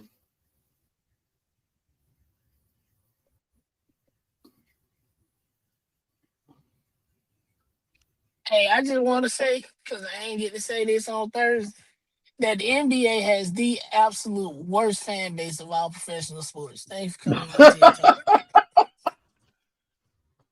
hey, let my man celebrate his 83-point performance. Because, like, no, it's all the bullshit, man. It's unethical. Excuse me, bitch. Nobody didn't say this shit when Kobe scored 81. That right, but it was and I say this as a Kobe fan. It is mainly the damn Kobe fans. He should have stopped at 80. For motherfucking what? Kobe would have told him to keep going.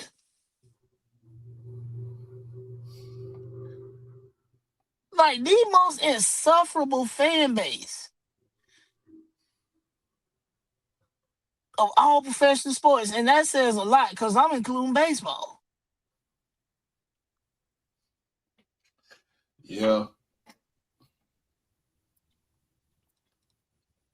They'll say, the Kobe fans will say, yeah, was it right when he he should have been in the fourth quarter when he scored 62 and sat out the fourth quarter against the Mavericks?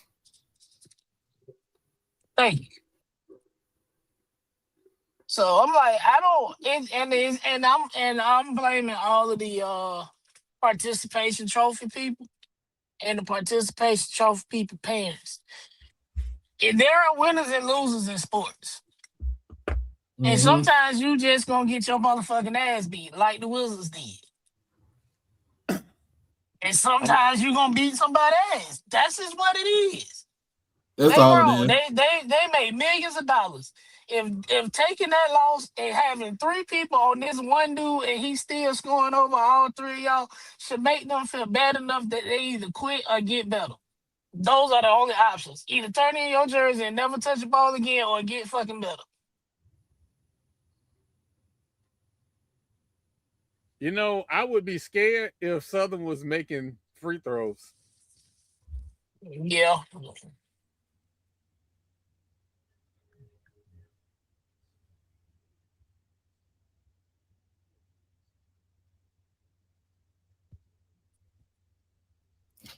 Let me see what their free throw percentage look like right tonight. Because that was horrible yesterday.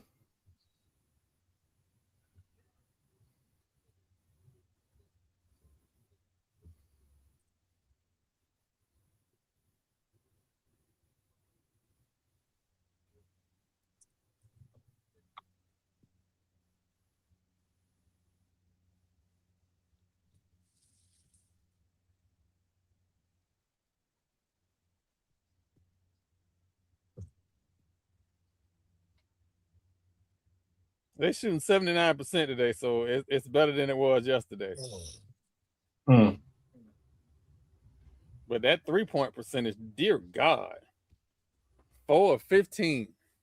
Jesus. Oh my God, Prairie View. Did they just turn that over? Money.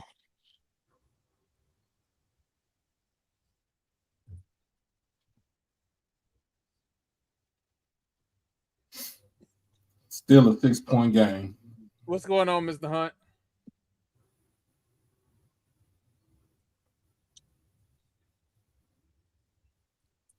Let's stop the bleeding. So, Joe. It's a 6-point game. 8 man. Mm-hmm. Oh! I'm ahead of y'all. I'm sorry. Check 3. Oh! Oh! What's the favorite words of the illustrious Mark Jackson? Hand down, man down. That man said, you try me. Okay, bet. First of all, look at the kick. Look at the range of it. I mean, there was no hesitation. But the biggest thing was he had his feet set and he was ready to catch and shoot right away. Green is tiring out. They only play 7 players, y'all. Just let y'all know this. For much of the night, it looked like that ticket. But Southern came trapped because Prairie View got a real point guard. All right. Made one heck of a run. It was a 17-2 run. That is true. To pull within 4. Now it's a 6-point game. These last 2 minutes and 52 seconds, this story is going to be told a lot of different ways by a lot of different people, depending on how this comes out. Saw Kevin Johnson, the Southern head coach. He pulled off some big wins last year against Mississippi State. Nice.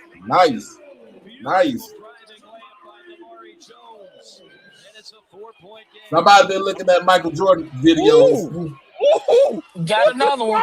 Play good defense. They don't have to $50 move, $5 finish. They just yep. Good defense. Slicing, icing, missing the layup. You can't be missing layups at a time like this. No, you can't. Layups and free throws. Mitchell backing in, up and under, poked away, and a steal. Cookies. And here comes Embry, attack mode, and he lost Got him. Knocked out of inbounds by Prairie View. It will be Southern basketball with 2:06 to play. Whenever you're in transition, you have to count the numbers in front of you so you know what's behind you, because guys like to come from behind and flip the ball and deflect it. Southern got lucky on that there wasn't a turnover. Each team with 2 timeouts remaining. The arrow in favor of the Panthers. Ball comes into the leading scorer, Jacobs. You need him to make a play right now. He's been so good in this tournament. That was an unnecessary 3. Drive and kick. Open. Oh! That came off flat. The moment it came out of the hands. If he would have hit that, I think the air would have been let out the building. No lift in the jumper. See, right now they got Horns initiating. I think that's the wrong position with him. I think that they can locate him, they can load the defense up against them. I think they need to have him receive the ball and then attack. Horn missed it. Follow is good. Knifing in is Diallo. 6-point game.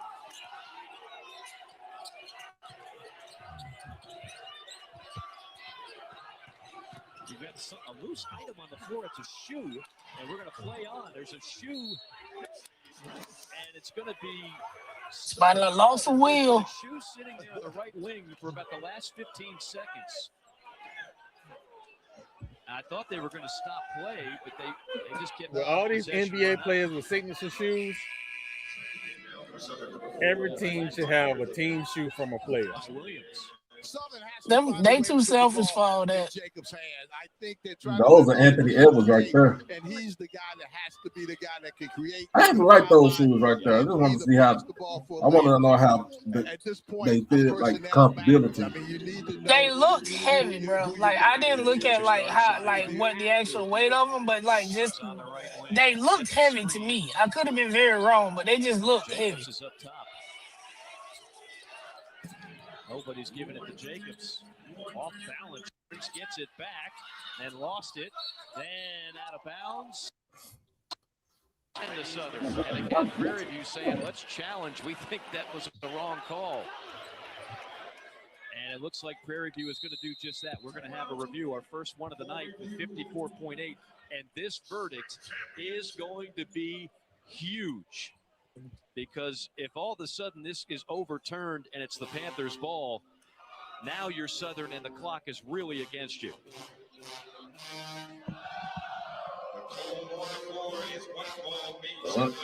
Them damn TV folks crank it up. Here in just a moment. Okay. Did he say Southern's ball? A lot of arms and. Yeah, they said Southern ball, but I think that ball went off his foot. It went off his foot. Let's see here. Did it hit the right foot of Barnes? It looked that way. It looked that way. If that's the case, from that angle, I think the Panthers are going to win this review. I think the coach's challenge is going to go in their favor. And at that point, Coach, we got to start talking strategy, whether or not Southern has to foul, because you got 54.8. You're down 6. Can you afford to just play it out, or do you have to think foul early? South Carolina State lost their offensive coordinator. Yeah, he's going to Seattle Seahawks. Yeah. Play it out and come up with a stop, knock down. Hey, he got elevated, so I can't be mad at that. Nah, but that's also the more we get guys elevated to that level, the higher the chance that we get more guys to the league and they get to stay because somebody seen them. Like I put eyes on this guy, I scouted this guy. That is who we need right now. Yeah. Y'all hear Kobe Durant going to the Cowboys? Yeah, I saw that. That's what's up. I am Mike Morgan. Things have gotten awfully entertaining here. We need cornerback help. Somebody is punching their ticket. Because the Ron Bland can't stay healthy for shit. It's only been twice nope. in program history. The last time we ain't got Trayvon Diggs, so Southern, who hasn't made it to the big dance in a decade. I mean, honestly, I want my Jaguars to bring Xavier Smith back home, but I know they ain't gonna do it. He got one more year on this contract on him. I think this was the contract year. I'm just telling you, the team be there and everything. Your boosters and I believe I could be very wrong, but I thought this was the contract year. For these kids, I'm just telling you. It's a feeling that Prairie View had 7 years ago in 2019, and it looks like it's going to remain. Hey Jamal, I don't remember Devron being at no women's basketball games. The foot coach. It was not conclusive. Because he wasn't. Let's say this: Southern conclusively. I saw this was at the Alabama. Oh wow, they gave him the ball. Game. To make it a one-possession game with a 3. I think they have to play through Jacobs right now. They gave them the ball. I don't remember seeing them at none of the women's games ever, even the home games. I don't remember seeing them at none of them either. Try to slide up for a 3. We'll open up with a box set. See who screens for who here. Diagonal screen action. Bodies moving everywhere, and it comes out to Dixon. Back to Ambery. Ambery. Gotta find Jacobs, don't you? Ambery all the way high off the window and in. Beautiful take by Ambery. And a timeout called by the Jags. It's a 4-point game with 40. Little baby, it's been a few weeks. Don't go anywhere doing this tournament. Back from Atlanta. And I told you I put making fun of people with wigs. Modelo tastes good, but that got the I told electrical y'all, working. if y'all see me at home coming with some dreads, don't say nothing to me. Or in your gangster suit. Lawson dressed like a cocaine cowboy from the 90s. You know what I'm saying? And the blood head like gonna be Griselda Blanco. Yep. Oh snap! She had on this dress the other day when I went to the doctor. I was like, "Where we going? We're going to the doctor." She's like, "What's wrong with my dress?" I said, "Why is you wearing that to the doctor?" I swear to God, if I had to flip over some tables in here, I'm gonna be real upset.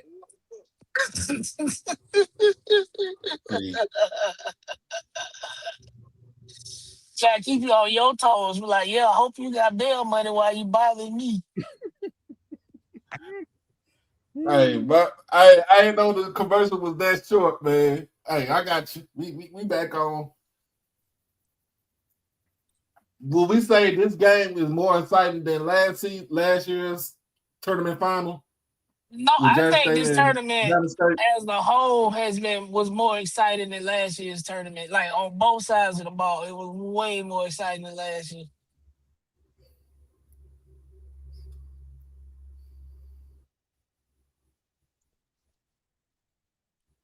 You seen Valley. Keep watching Valley Girls.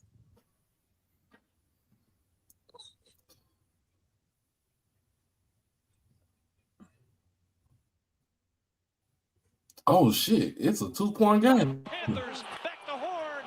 That's ball game. To go. Will they burn a timeout? Inside Ambery, no. Rebound Panthers. Here comes Horn. Oh, got him. 6 seconds to play. Let me open the timeline. At the buzzer, no good. And the Panthers are going dancing. Oh wow! Panthers are going dancing. Damn, we gotta hear these motherfuckers for a whole goddamn year.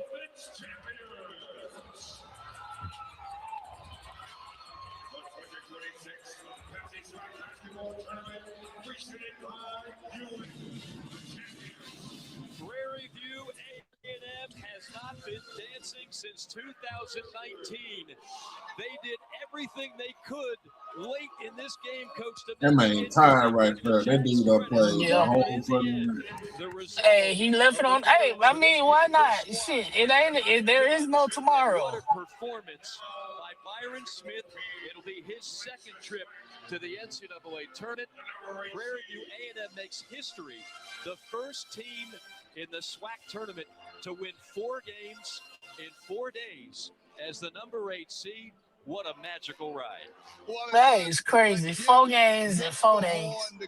Late in the game, 4 days. they put the ball in his hand. What the fuck is going on? But what a win for Prairie View. That's why I asked myself, are they did they play like an AC this whole tournament? No, they did not. No, they didn't. You get hot. But you can't play like the 8 seed in the tournament and expect to still be there 4 days later. For teams that is true. To go to the tournament very often. So we'll never get another seeding don't matter once you get there. It's whoever show up to the gym that day and decide I ain't going home. At one point, they lost 7 of 8 in conference in the SWAC. And then for whatever reason, they found the magic formula, started to play their best basketball. I'm trying to refresh my timeline. I know they are. I know Lana showing up. One shining moment is when your hard work, your dreams, and all the things that you wanted to achieve all kind of come together. And that's that one shining moment. We're going to keep it here, the final minute, where this game, which at one point was a 20-point lead, and it looked like perhaps a blowout for Prairie View A&M. I know you lying. Shout out Dr. Cavill being at the game. Just enough response. Who was at the game? Dr. Cavill. Coach Barry Clark. Always a pleasure. For the Coach Barry Clark and our terrific ESPN crew, this is Mike Morgan saying so long from Atlanta. The Panthers going to the big dance. Nike is releasing a patent leather Air Force One. Yeah, so you can wear it with your tuxedo. Yeah, you can wear it with your tux. Hey, I guess Nike said they sick us. Nike said they sick us wearing Jordan 11s with everything.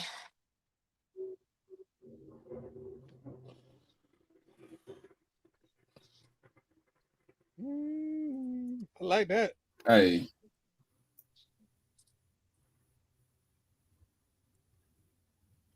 Lionel has started already. You got all the Prairie View folks coming on in.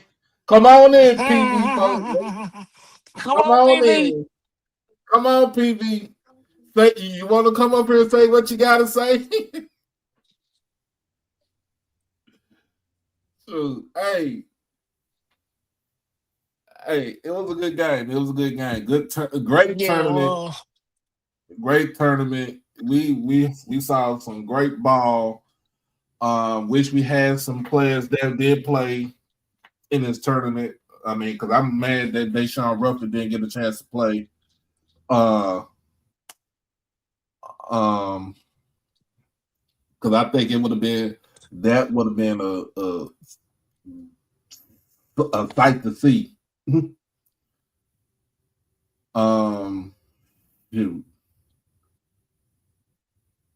I'm glad I'm surprised my aunt ain't called me. Oh, give it a minute. My niece probably gonna hit me up. Give it a minute. Get them in. They coming. Yeah. Look for Prairie View to be up in the first 4. Go on and give us some money for the conference. Get y'all some money. Shit. I would never shut up the day we can get multiple teams in. I don't even care about teams in the first 4. Give me both. Man. Oh, Jesus. But I don't think we that far away from it. Like a couple of some mid-major wins, we not far away from it. We just have to change out the outcome of the bid, how we send our bids in. Well, you gonna always get the automatic bid, right? Like every conference only has technically you have one automatic bid. How you perform throughout the season gets you in on other shit. Like, what's your strength of schedule? Do you have any quality wins? Do you have any big wins? Like, if who was that? Baton. Like, if Baton would have knocked off, no, actually that wasn't counted because they toilet water. But and how you match up against better ranked Auburn. schools. So Yeah. the Auburn win would have been impressive, but it would not have been impressive because they toilet water. And they trying to fight for their life with 9 wins, talking about they deserve a bid. No, you don't. Nepotism ain't gonna get you in here, buddy. You suck, your daddy suck, the school suck, you ain't going dancing. The only people I give credence to from Auburn is Frank Thomas, Bo Jackson, and Charles Barkley. That's it. That's it. it. That's it. And probably Cam Newton. That's it. I'm gonna That's give him it. two. That's it. Oh, DeWanna Bonner. That's it. And because Auburn went the last time Auburn women made a tournament and had a good run in the tournament, she was playing, and that was more than 15 years ago. So, but yeah, like getting quality win, like matching up good against mid majors, having overall decent records that can get us an additional berth, an additional team in. But yeah, we gotta compete with those brand basketball schools. Got to. Yeah. Tiger Nation, so is Tennessee men. What'd you say? Tiger Nation said Auburn men's basketball is cursed forever. So is Tennessee men. Yeah. But you want to know what they got in common? Bruce Pearl. There you go. Well, they kind of shook out the Bruce Pearl curse over at Tennessee with not Rob Barnes, but Rick Barnes as the head coach. Yeah. Like y'all got out of one pot and jumped in the frying pan. Is this a safe space? To talk about who? Tennessee? Yeah. I mean, Rick Barnes' ass can't coach either. He just get good recruits. I said what I said. Fuck you. Well, that's what his name is the same way. Shit, dude at Kentucky. Calipari. No, yeah, Calipari. That he gets a bunch of one and dones, have a semi-good record, and everybody, oh my God, Kentucky. He had never won shit.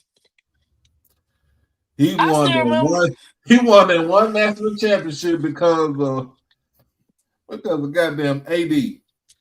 Yeah, that's it. And I honestly be forgetting they won that one.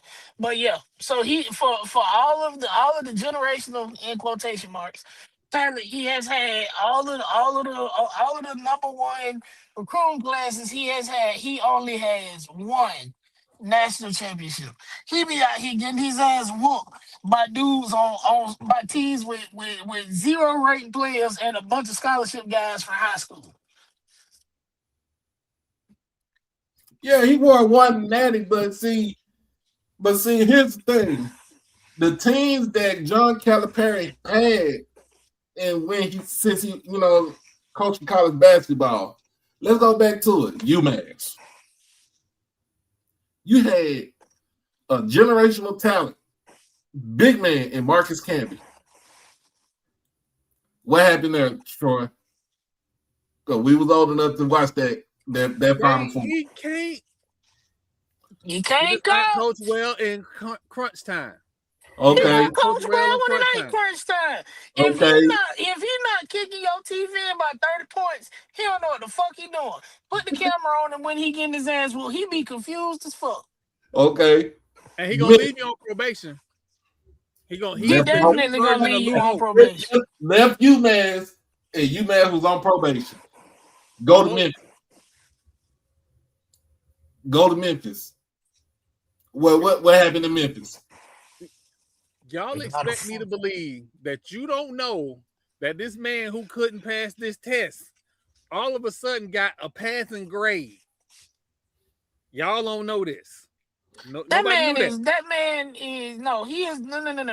want people to stop with the coaches don't know thing. Coaches are well aware of the people that they recruit. Thank you. They are well aware. They know if them dudes can read.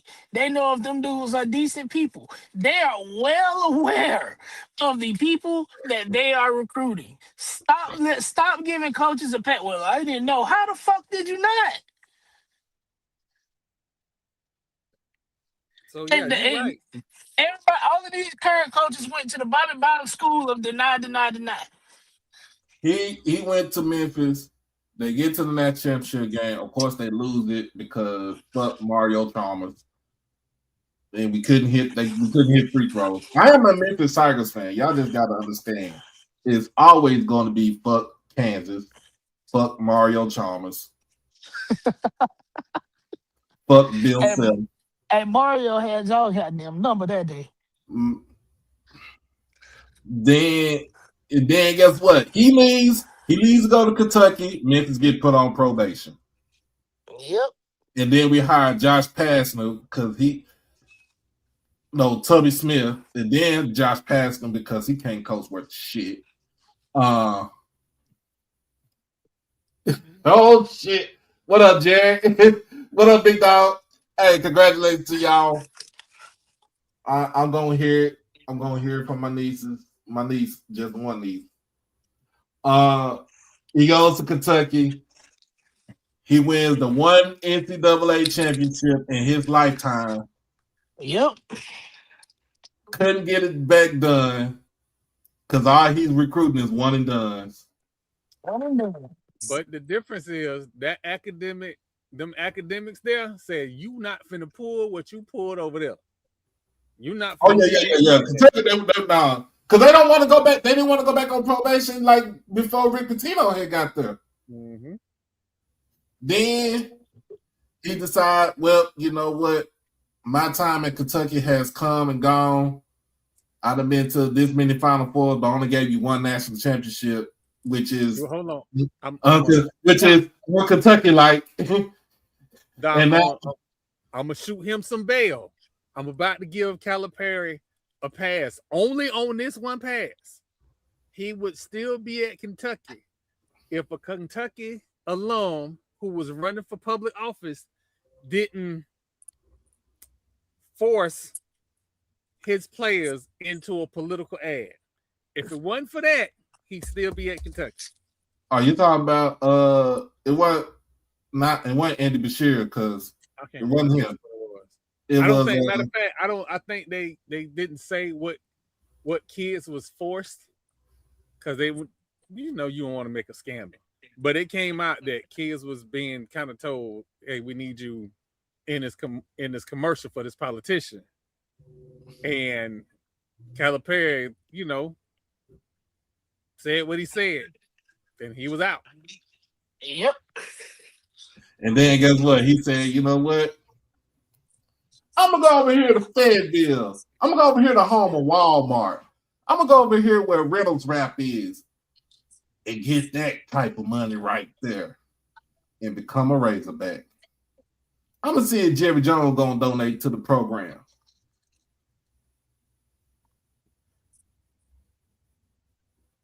And now he in the SEC final about to go up against Vanderbilt. I hope Vanderbilt run his motherfucking ass out the gym.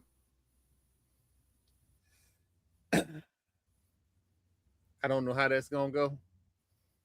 I just know that Vandy beat them boot skins because them boot skins got some exciting white guys. But woo, Vandy, and you got beat by a private school. A bunch of future med students. Don't they call it the Ivy League of the South? Dude, shut up, Troy. Ain't they called the Ivy League of the South? I done cussed enough tonight. I ain't giving that. But you got beat by a bunch of future med students. Pretty much. All the black med students go to Meharry. Pretty much. But yeah, come on now, man. Look. Come on. Oh my goodness. Kelvin Sampson can't get he can't get past he can't even get past the Final Four. I don't know what's up with him. I'm amazed if you look at his career. I am amazed how far his career has spanned. He has given. He doesn't do it as much as he used to, and I guess the rules kind of don't allow you to do it. But he's given a lot of players second chances that probably wouldn't have gotten second chances early in his career. Mm-hmm. So for that, because even when before he had what's the dude that jumped out the gym that played for the Clippers when he had him? Oh my God, what's Blake Griffin? When he had Blake Griffin brother. And his brother was better than Blake. But his brother got injured. His brother couldn't stay healthy. Yeah, his brother stayed injured. So, but the man has had a career, and the fact that he doesn't have one, I'm not gonna say he trash. He has had some moments to where I thought he was definitely gonna get him one because he had some squads. But the fact that he hasn't had one is kind of amazing. But he had some Final Four runs, which it's always weird to me that that's the standard and not the national championship. But he's had some Final Four runs that you can be impressed by. I mean, I guess. I mean, I wouldn't necessarily say it's a standard. I would say that it is something to hang your hat on, right? Mm-hmm. So, because I mean, think about it this way: if you go to the Final Four, you still get a ring. Yeah. Teams that make it to Final Fours get rings. You get Final Four rings, and then you get another ring if you actually win. It's a lot of people that don't even have Final Four rings, let alone a championship ring. So I wouldn't say it's a standard, but I do like when I'm looking at coaches. If you got one championship with one team, but you got a coach that has been able to get 4-5 teams to a Final Four or to a championship game, you consistent. You putting a good product on the field. You getting kids to stay in school, or you getting kids to want to come to your school. That's not nothing to cast away to the side. That matters to me anyway. Well, the only coach to get 4 schools to a Final Four is Eddie Sutton. God rest his soul. Yeah. Now, if I would say, I hate to say this, if Calipari gets Arkansas to the Final Four, would you call him a great coach? I mean, you would have, like, my jokes aside or whatever, you would have to call him a great coach because recruiting is part of coaching. So you would have to say that he's a great coach. That still don't mean I gotta like him. Right. But you gotta call him a great coach. I think, I go back to Hugh Durham that got Florida State to a Final Four, but also got us on probation. That's how y'all ended up with Pat Kennedy. No, he was way before Pat Kennedy. Who was before Pat Kennedy? I gotta think who was before Pat Kennedy. Pat Kennedy, Pat Kennedy could recruit his ass off. Absolutely. The fact that he got Sam Cassell and got Bobby Bowden to allow Charlie Ward to play basketball. He could recruit his ass off. And we had some pretty good teams after them too. It was just when it got to crunch time situations, close game situations, we just couldn't get over the hump.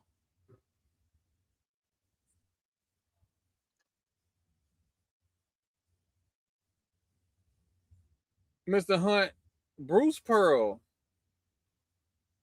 told the university that, I'm not going to talk to the attorney about these potential violations.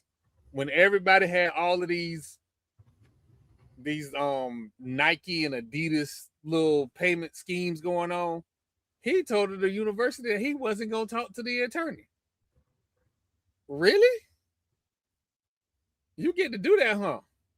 Okay. All right. So yeah, Bruce Pearl should stub his pinky toe.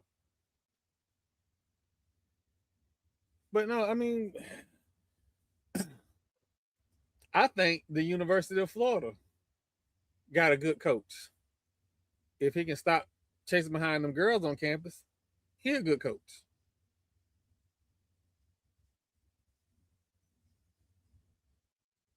I don't think he'll stop chasing little girls. And listen, the way the University of Florida newspaper was on his behind, he better not talk to none other. That newspaper don't play. Only reason why I say I'm concerned with the Florida State because UNLV was on probation. UNLV, it wasn't that they were just that they was on probation. It was also that Tark was suing the NCAA, and he won $1. But Tark was suing the NCAA because he said the NCAA was targeting him. Look it up, man. What up? You said he won $1? Yeah, $1. Jesus. He wasn't trying to sue them to get money. Oh, he was proving them the point. To get him leave me the fuck alone. Yeah, he was proving the point. So, but it was the NCAA knew what everybody else in the world knew. Dog, the mob is tied to you. Like, we know you didn't take the Laker job because your agent got killed because you're tied to the mob. Shit. You know what? We talked about that on here before. Never mind. Like, God damn. Great coach. Listen, I'm gonna tell y'all when I was at Florida State, I coached AAU basketball, Little League and AAU basketball. I used Jerry Tarkanian's book on the amoeba defense. Hey man, that defense is straight up. If you know how to use it right, oh my God. And if you got the athletes to have it out there too. Athletes, that's I had the 10-year-olds running it. Yeah, but that's because give them a sour patch straw. They run all day. Oh my God. Get them 2 Jolly Ranchers. They got all the energy in the world. I had a special needs kid averaging 6 points a game. Yeah, just get the ball. Go get the ball, shoot the ball. That's all you got to do. His parents was like, no, he don't understand that. He averages 6 points a game. He understands what's going on. Leave him alone. Y'all bothering him. Leave him alone.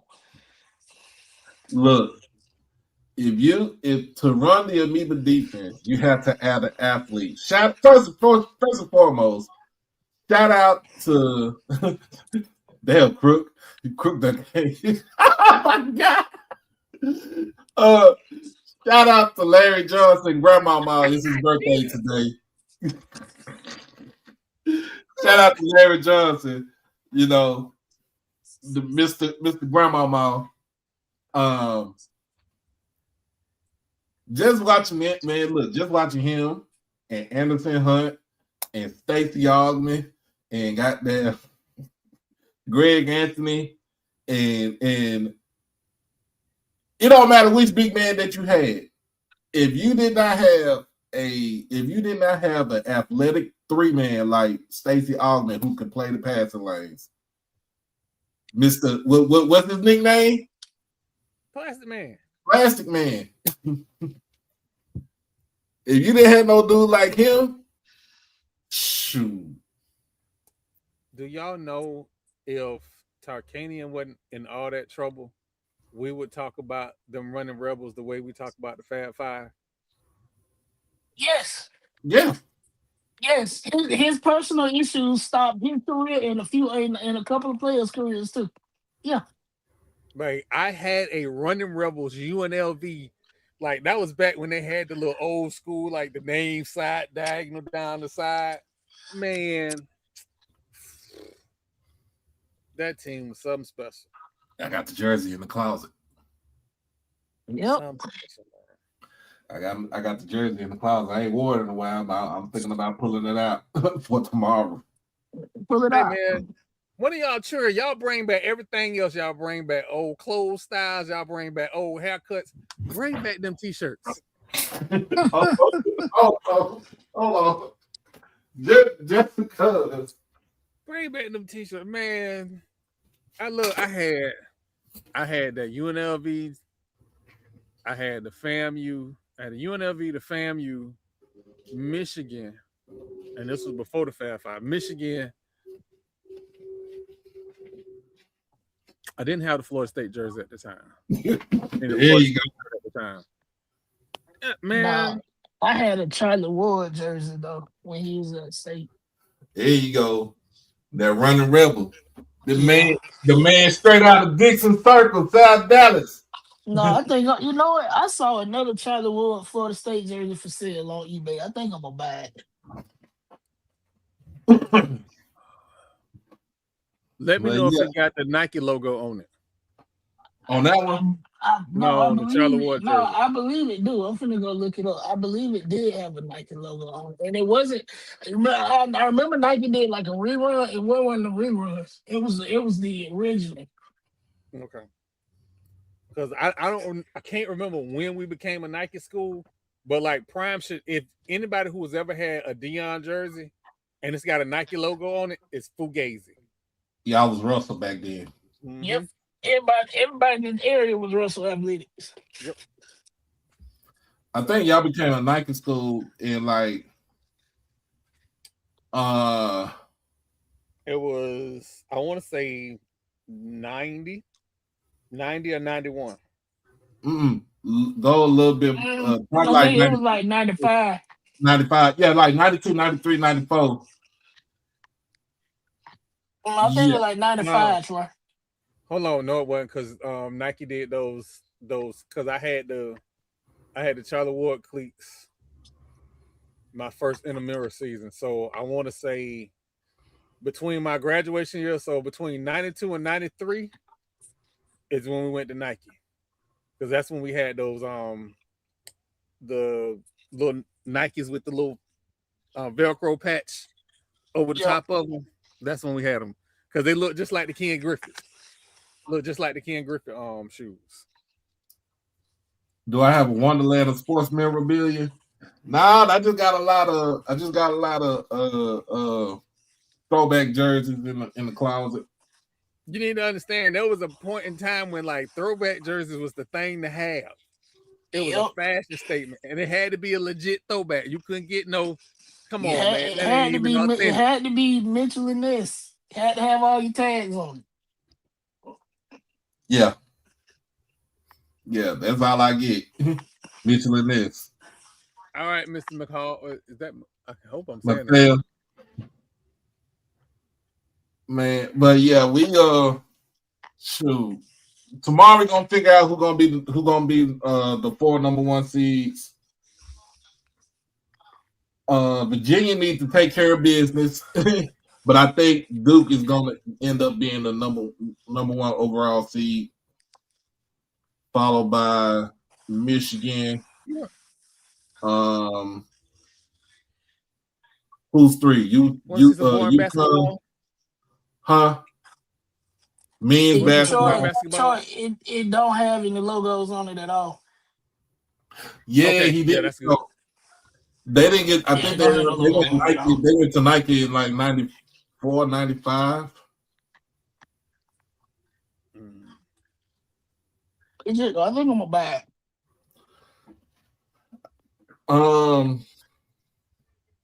Who'll be the 4th seed? Who'll be the 4th seed? Who'll be the number 1? Who'll be the 4th 1 seed? Duke. Duke gonna get number 1 overall. Oh, Arizona. So what you're saying? Duke, Arizona, the boot skins? Yeah. I don't even think the boot skins will get a 1 seed. They gonna get it. It's gonna be Duke, Arizona, Michigan, and man? I don't even think Florida would get a 1 seed because they didn't even play like a 1 seed. They played like a 16 seed today. I mean, don't get me wrong. I would be more than happy. I'm trying to pull the last rankings.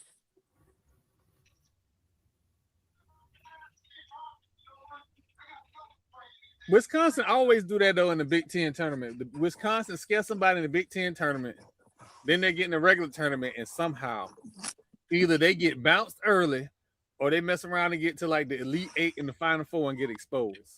But I don't know if they got no. If Florida don't get it, then they got to go to either Houston or UConn. Yeah. If Florida don't get it, well, it might not even be UConn. It might be St. John's. St. John's not even in the top 7 right now. Shoot. And right now, at the last when they did AP last, they weren't even in the top 7. I don't want that man to win nothing else. He Pitino? should be, man. Listen, this man, like it's some in a Pitino is a pimp. Just say it. He's a pimp. It's some things and jobs that you can never get away with. Like how you got the shoe company paying you and not the school. How that work? But the deal is with the school. The players with the shoes, he get a check. Man. I'm about to say, did Sean Miller get in trouble for that too? When he was at Arizona? Oh, yeah. Man, Sean Miller got in trouble for that, but he really should have got in trouble for him being on the wiretaps. That's what he should have got in trouble for. Talking about that wasn't me. The feds got you on tape. Every morning you wake up, say thank you to Trump, because otherwise you'd be going to prison. And speaking of prison, shout out to Big Baby Davis getting out of prison. He said, I'm free. I'm free. That's the only dude I know doing fashion shoots in the prison. Oh, shout out to R. Kelly. Shout out to R. Kelly. I don't know how much time he got. I don't know how much time he got, but he's shooting pictures like he getting out soon. He shooting pictures like he about to come out with the coldest, with one of the coldest albums of all time. People in prison got too much time on their hands. He could do. Didn't somebody record a song or an album in prison? Was it Shine? Shine was dropping feature verses. Oh, what's God did the same thing too. Pimp C had a whole album when he was in prison. Pimp did drop a whole album. I forgot about he dropped a whole album when he was in prison. Yep. Called the Sweet Jones Stories. Whoa! I also want to say for the record, Pimp C would have liked none of you new rappers. Don't even come to my shit talk. Oh my God! I didn't know. He would have hated all of you new rappers. R. Kelly got more time than Diddy? Yeah. Yes. Because technically the chart that what they got Diddy on versus what they actually charged him and convicted him with are different. Mm-hmm. Yeah. R. Kelly got racketeering. Yep. You rather Hey, Jamal, come on, sorry. Let's get back on that papoose. Because that man went 5 minutes with no hook and rapped the same way the whole time.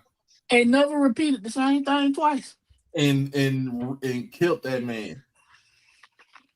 Mm-hmm. That man said, you know what, this ain't a kid show. That man said you were beefing with Diddy over your baby mama. And that is the realest shit anybody ever said out loud. Actually, I think I tweeted it once. Mm-hmm. But that is what caused all of that. Man. I listened to that. And I listened to the react, when the reactors on YouTube, and I was listening to this like he said, you're looking kind of fat because you look like you got diabetes. he also said if they had to amputate you, I wish they could amputate your head from your neck. I was like, oh my God. I said, this dude, right? I did not know he could get like this. Have you I know about Papoose. I mean, the battle rapper, but God. You never listen to Law Library? No. Alphabet Slaughter? That man has an 8-minute song where he starts at A, goes all the way to Z, only using words that start with that letter, and then reversed it. Alphabet Slaughter. Papoose. That was the first time I ever heard Papoose, and I've been a fan since then. I just want Papoose to be happy because his ex-wife is they ex-wives? I don't know if that's his ex. No, they're still married. Well, his wife drags him for fun on the internet. I want him to be happy. Who? Remy. I thought they got a divorce. Allegedly, she said he won't sign the papers. So, oh well. Right. I mean, but everybody said the same thing. T.I. said the same thing that what haven't been said already about 50 Cent. It's just the way that the man just went about saying it. That if anything, when you look at his beef with T.I., the money won that one. The money came out with 2 diss songs. Yes, we talking about people's mamas. Well, listen, he brought mamas into it. He brings women into it all the time. He brings women into it all the time. He can never just be. If his issue is with you, he don't know how to just beef with you. He gonna bring the blonde hair lady in it. He gonna bring your mama into it. He gonna bring your daughters in. He gonna bring all of these verses. He gonna bring your other baby mama into it. He gonna bring all your baby mamas in it. He don't know how to have an issue with one person, and his issue just be with that one person. He has to go and bring out, like, if you want to fight me, then yeah, cool, come fight me. But if you go and hit my wife, now I gotta shoot you. Versus what me and you could have just threw heads and went on by our day. Now you gotta die. It's the same thing that Drake did. Drake brought in. Drake talked about Kendrick's wife. He talked about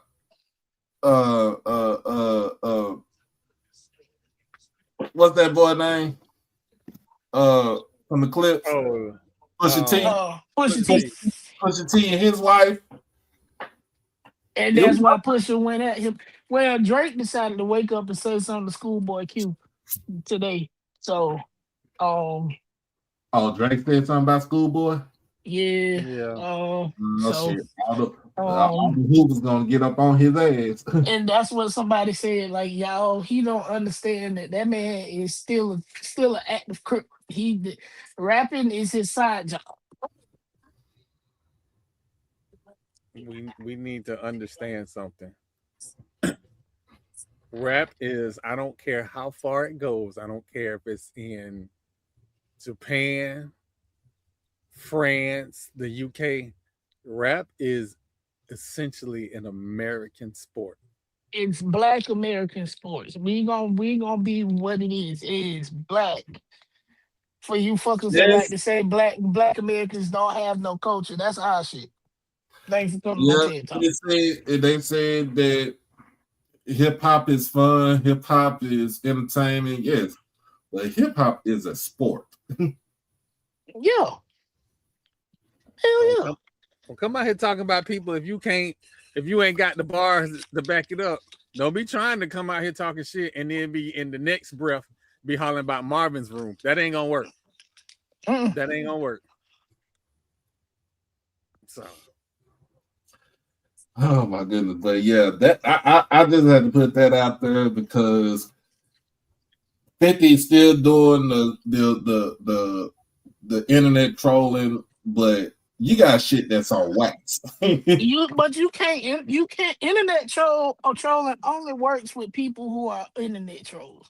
You trying to internet troll with people who will shoot you for real. That's not how that works. The man said he only got what he said. He said you lied because said that you got shot 9 times, but you didn't want to be like Tupac because you got shot 5 times. It's like, oh, yeah. Whoa, hold on now. That's new discovery for me. I didn't know that. I didn't either. No, me neither. And I was like, oh boy. I didn't know that. Me neither. You said you from Queens, but you pay Bronx dudes to watch your back. I like, hey man, you can't see he was a professional troller, man, but still though. No, we're not finna do that. Before he was ever a troller, it wasn't nothing for him to troll. When he first came out and How to Rob the Industry, he was a rapper. That is your vocation. You just got rich from this other stuff. You got rich from rapping and you doing this other stuff, but you was a rapper. I'm a programmer. I'm gonna program. He is a rapper. They are calling him outside to his vocation, and he refused to come outside. Right, and that will always be my issue. I don't like when people start shit. If you start something in one medium, maintain it there. Oh, I'm gonna come out with a documentary. What the fuck for? Cause you can't out rap this man. Cause you started with this man, and then you not only did you start with this man, you decided to drag his wife in it, and then when their kids said, "Wait a motherfucking minute, you ain't finna talk about my mama like that." Now you feel some type of way. Here's the crazy thing. Out of all three of his boys right there, you had the crash out that crashed out on your ass.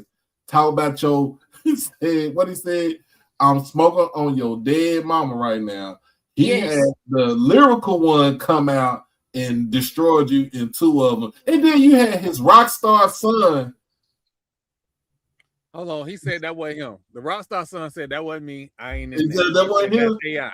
He said that was AI, that wasn't me. All I'm gonna say is this. T.I. said he been working very hard to keep King on the straight and narrow. And you gonna talk about his mama. He has. It is documented on TV, the family hustle of them trying to keep him out of prison and out of other stuff. And just T.I. said he done just undid all of that for good all reason.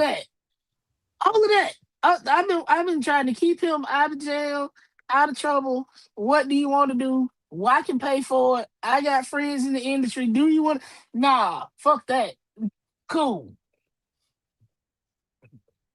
And just so we clear, T.I., the fact that T.I. is keeping this on wax is amazing because we done seen him try to fight professional boxers about his wife. He would have won that too. We also see him slap an armed security guard down to the soles of his feet in LA. That man had a whole gun and he didn't care. So, but listen, 50, get in the booth or apologize at this point. That's it. Just learn to leave people alone. What got me was, we all know about this because she had put it out there. Well, Papoose said that Vivica Fox. Don't repeat that. You know what I'm talking about? He said, not only is you fruity like he said that man, I heard that and I had to pause and walk away for a minute. I said, oh. I was like, but it was already out there that she did that shit. I was like, yo, I don't even really want to think about this. Come out now. I don't either. That's why I said don't do that. Stop trolling with your exes. After Cardi B, nobody should ever troll with your ex. I got my exes blocked after that Cardi B stuff. And I don't do no wild stuff. But after Cardi B said why I'm gonna go back and forth with somebody that I put fingers in. Yep, nope. We don't need to beef with no women. Come on, Clint.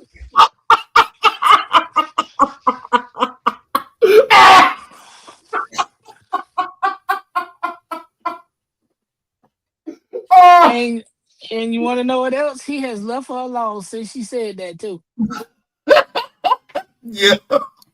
He had said nothing else about her. He went right on ahead and paid them taxes so that divorce could be filed. Right after she said that. Oh, Jesus.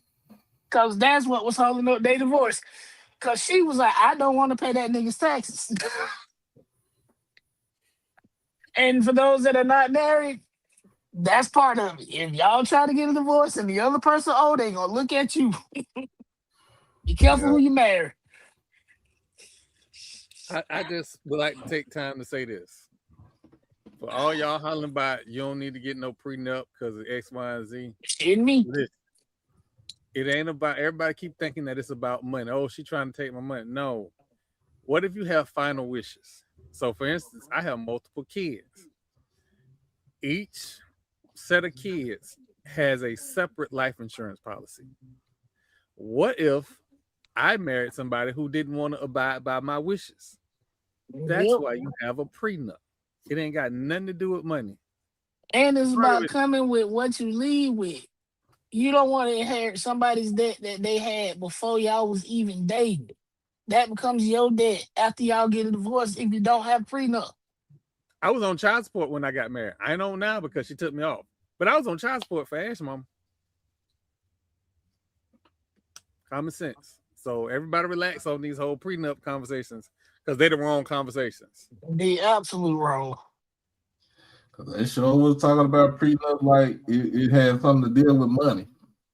And most of the time when you think about it, it's always thinking about it. Because when you hear about it, like that's why context is everything.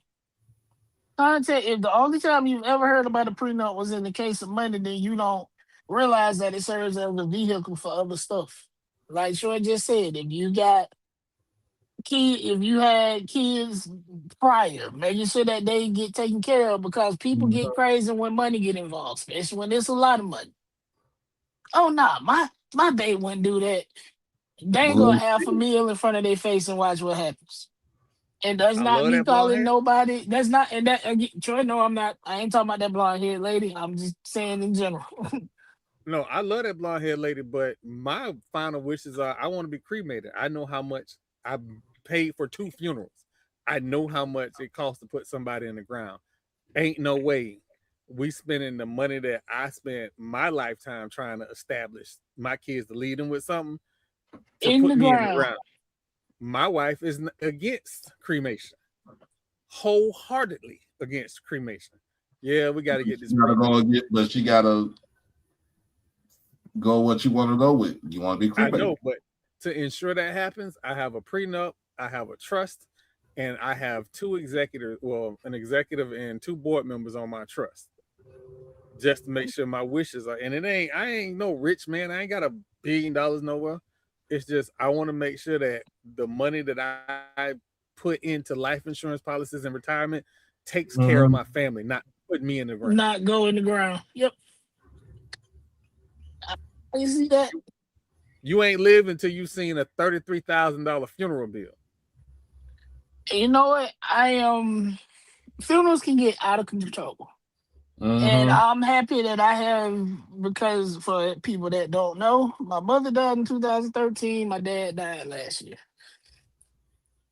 Both times, when both our parents, we were in situations where close family members, like my dad's brother, was like he part owns a funeral home, so we got stuff at cost. Because he was like, nah, just pick out what y'all want and it's cost. Don't worry about it. But I understand that everybody not in that position. Same thing when my mother passed. Pastor at the time owned a funeral home, and he said the same thing. Come pick out what you want. Don't worry about cost. Everybody don't have that reality, but I do know when before they took out the cost and we saw that original bill, my damn chest got tight. I was like, hey man, we ain't got that kind of money. You're like this. You felt like you felt like Fred Sanford. Yeah, and I remember my sister said, "Just wait." I was like, "Man, them numbers ain't moving," And of course, and that's not me saying that I would like. My parents wanted to be buried, so of course I wouldn't be like putting them in the pine box. No, they were gonna be put away nice, but it was always gonna be within a budget that me and my other three siblings could have afforded, and we not go broke. Cause again, that my dad is a lot like Troy. Man, don't put all that money in the ground. That dude used to routinely tell us, man, dig a hole in the backyard and throw me in it. Y'all ain't gotta spend all that. And we were like, man, we can't do. You trying to get us sent to jail? But that was him, and he meant it. Like if it came down to it that we could not have afforded nothing but a simple casket, he would have been just fine because that's him. That was him. Just me, look, just burn me and put me in a pine box. Just put me on Right. I'll be like back then. I said I'll be like Master P.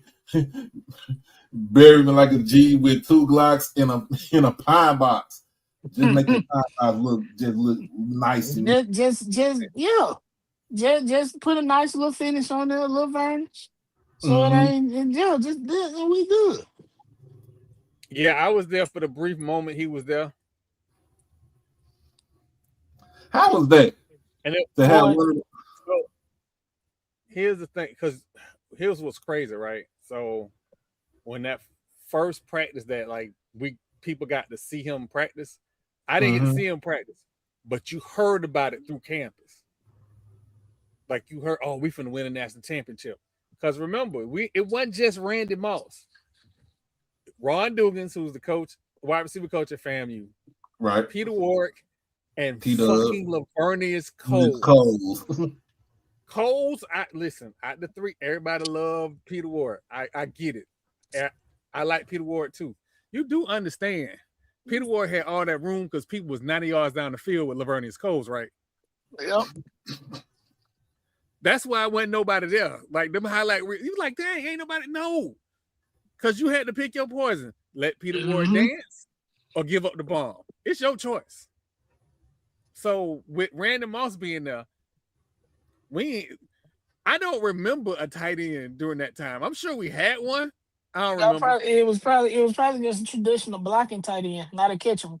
Because Yeah, back because I don't then think remember because you I weren't remember the using your time tight end tight as ends no like that. option wide receiver. Your tight end was a blocker who could catch if he was in a squeeze. Yeah. So and so another thing people don't realize is that the real reason Randy Moss had to leave. Remember, he had went to Notre Dame, got in trouble. Lou Holtz called Bobby and said, "Hey, I got this kid that'll be really good for your team. He got a little trouble. He can't be here." So when he came in, Bobby said, "Hey, straighten up, fly right. You don't have no problems. You get one shot." Because we had some other players get in trouble. Bobby gave them chances, and you know what I'm saying? He couldn't keep doing it. Right. We So he got one shot. Troy being honest. You don't got We too gonna old be to be playing. honest. That them Florida State teams during that time frame, they had no act right. And here the messed up part. I tell people this all the time. When you go to Florida State, you have your orientation. In that orientation, they tell you about the student handbook. They tell you to read it. But with the thing that they made sure you knew, anything that brings bad light on the university can get you kicked out of school. You remember Mario Edwards? Yep. He got The into cornerback, minor right? trouble. Yeah, he The got cor- into he the got cornerback, not the son. No, yeah, the corner. The Okay, corner. Yeah. He got in minor trouble, but because it was public, he had to leave the school for I think a semester and a half. I think he came back that summer. But he had to do all this stuff to get back in school. Florida State, when it come to don't embarrass us in public, they was dead ass serious. They've gotten a little lax as of now, but yeah. Hell yeah. They let them They cheer and absolutely protest. used to mean it. They let them cheer and protest in front of the library just recently. I almost got kicked out of school because I was protesting that they was gonna move the police department in front of the Black Student Union. I had to talk to my daddy, and my daddy asked me, "Is it worth it?" So, wow, Crook, come on, man. I don't. Y'all do know. I don't know where none of these schools like sit in relation to Houston, but I knew that. I know the county now. I know it's 57 miles. I'll tell you, yo, it's Houston, and then you go up 290 about 50 miles. It's Prairie View. That's how close Prairie View to Houston is. And 57 miles near Houston is probably 20 minutes the way y'all drive up there. Yep.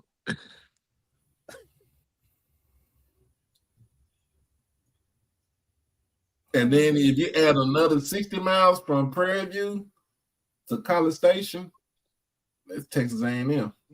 Hey, Troy, what's up with this teal green softball team won today? I think that's part of the like cancer stuff. Oh, okay. So I'm gonna send a message over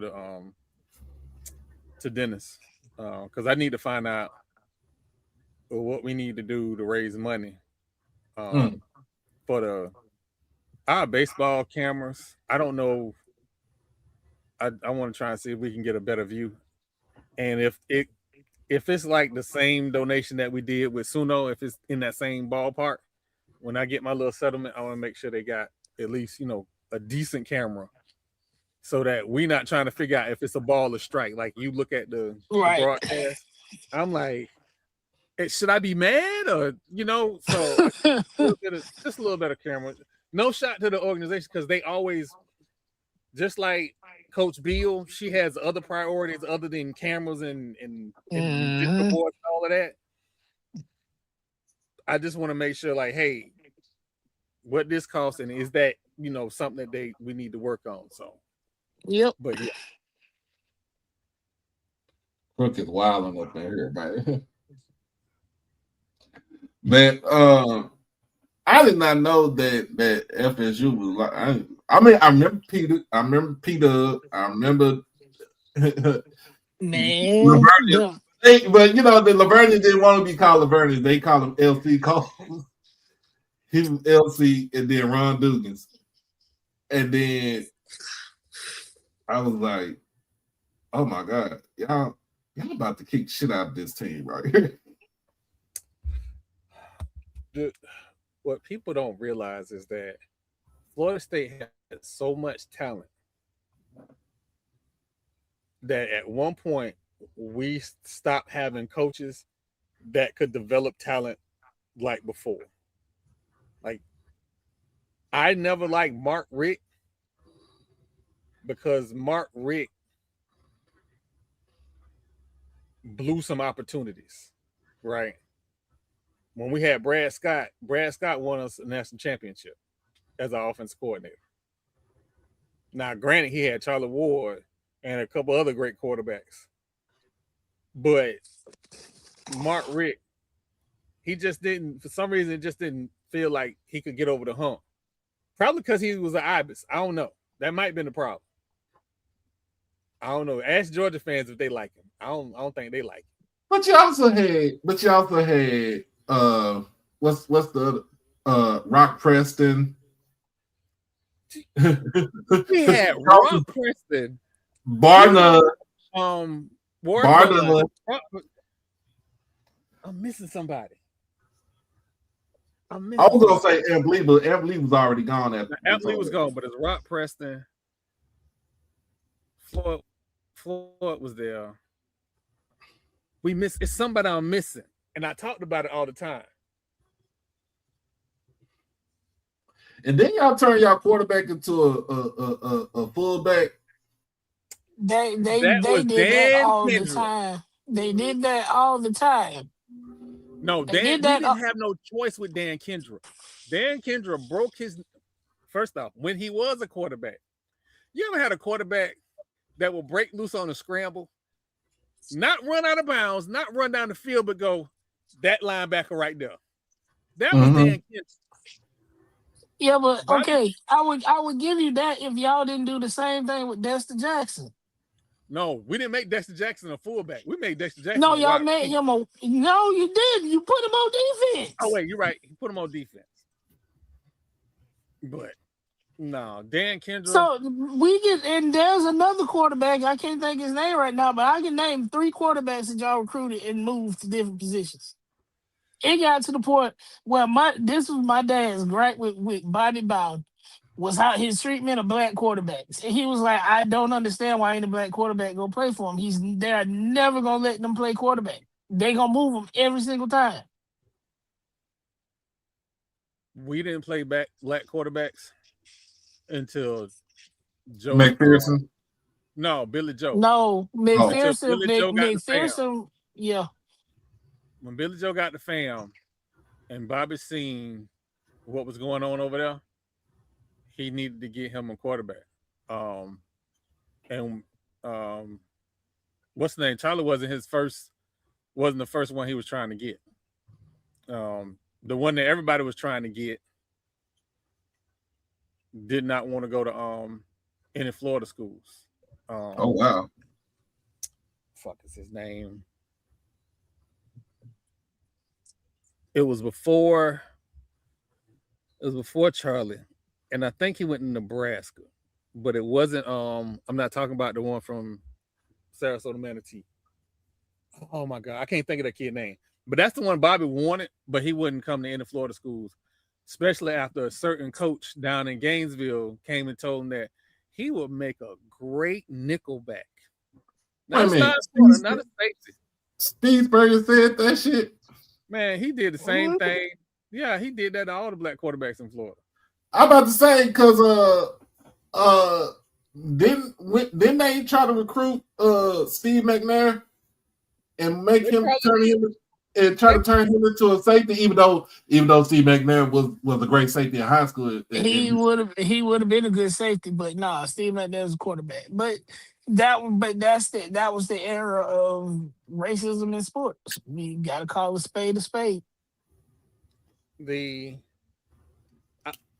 I don't remember Steve Spurrier having a black quarterback. Because he didn't. He didn't. No matter how bad Bobby beat him, he would not get a black quarterback. Yeah. And I don't know if I can blame it on him or if I can blame it on Ben Hill Griffin. Because he's a lot like what his name at Oklahoma State. You're right. No, like T-Bone Pickett in turn, like that man was so racist, he would rather lose with a team of white kids than to ever have one black player on his team. And then when it got to the point where they could not help but to recruit black players, he threatened to withhold money if they ever started a black quarterback. And I'm not telling you what people said. This was a known thing, and the stadium is named Ben Hill Griffin Stadium. And he's from right there in Panama City, made all his money on insurance. Maybe one just want to grow up in a stadium. Like, blah. Listen, when everybody else was introducing their first black players in this sport and that sport, they were introducing their first minority was a Latino.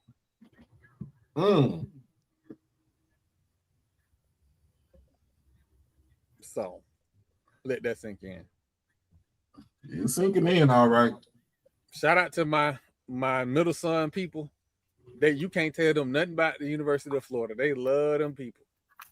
They love bookings. Yep. They love them people. So they love to lose. That's all I got to say. They love to have people come to their grandson's school and disrespect him in front of me and then wonder why I cussed them out.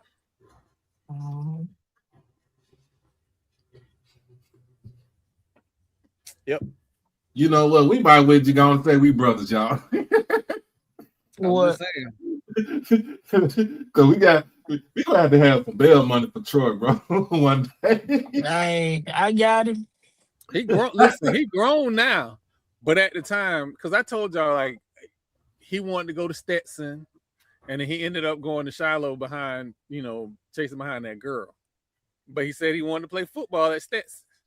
And I found out how much Stetson costs. And he wasn't going to Stetson. Hey, you can play in the mirror at FAMU, buddy. I told him, I know people, we can get you walk on at FAMU or Florida State if you want to play football that bad. If you go to Florida State, it'll be for free. FAMU, we got to figure something out. But it won't be no $10,000 a semester or $20,000 a year. It won't be that. So when they came to his school, the recruiters was like, yeah, this was this was before preferred walk-on. He's like, yeah, you can come to Florida and, you can be on the scout team. And I was like, what about scholarship? Because my son, at the time, he was just 6 foot. He was 6 foot, like 266. So I was like, what are we talking about? Like, I had told him, like, you're a little undersized, but whatever. This is what you want. Let's see what they say. They weren't talking no money. He would just be a regular student on the practice team. Yeah, we're not doing that. I don't care how much your granddaddy loved Florida. We're not doing that. So after I politely told that person not to contact my son and not to go to his my son went to private school, by the way. Mm-hmm. Not to go to his school no more. And I meant that shit. We ain't hear from Florida again. So, but it may be different now because that long time ago. But yeah, no, the disrespect on the racial issues sometimes was big. Back then, he would have been a good 3-technique nose tackle. He probably could have started at FCS, but his people on his mama's side have no clue or understanding of FCS. Like, FAMU and Bethune-Cookman rivalry is a foreign thing to them. The only reason he knows is because of me. Oh, that'd be all right. So that's why I'm like, yeah. I don't never say nothing bad about them people except for that. Other than that, I don't have no problem with them. Oh, hey, quick that old school I formation fullback. I'm talking about. He was all county defensive tackle and all county guard. Before my dad passed, my dad got to see him play in the all county game. That was dope. That is a dope memory. So. Yeah, the way y'all told me about Stetson and Jacksonville University is like, oh yeah, I gotta rob Peter to pay Paul. Yes. So Jacksonville only got 4 sports: basketball and basketball, volleyball, golf. I think UNF expensive too, ain't it? It sure is, and it was a junior college 3-4 years ago. That's what make that crazy. UNF was a 2-year college 10 years ago.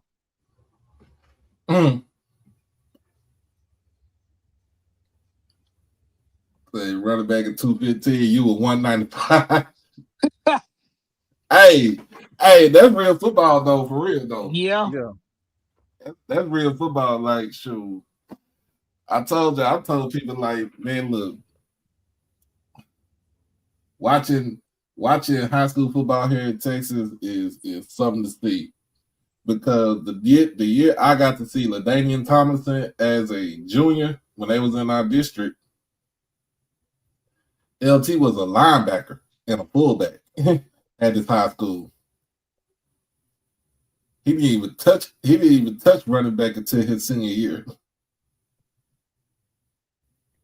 They ran like close to 3,000 yards that season. The greatest high school football player that I ever played with was William Floyd. That dude. Oh, talking about real pops. Yes. Okay. Talking about Ty Daddy? Yes. Yeah. He was a senior and I was he was a senior and I was a junior. We ran the wishbone triple option and Tom Carter was the quarterback. Tom Carter played at Notre Dame and Washington Redskins. Oh, wow. Yeah. When I tell you, We didn't throw the ball, but like 3 times a game my junior year. I didn't get in the game for longer than 3 plays until the bowl game. And we was already up 55. Oh, yeah, because you said y'all play, you played wide receiver. Yeah. They would give me 1 reverse, maybe a game. Maybe. Don't.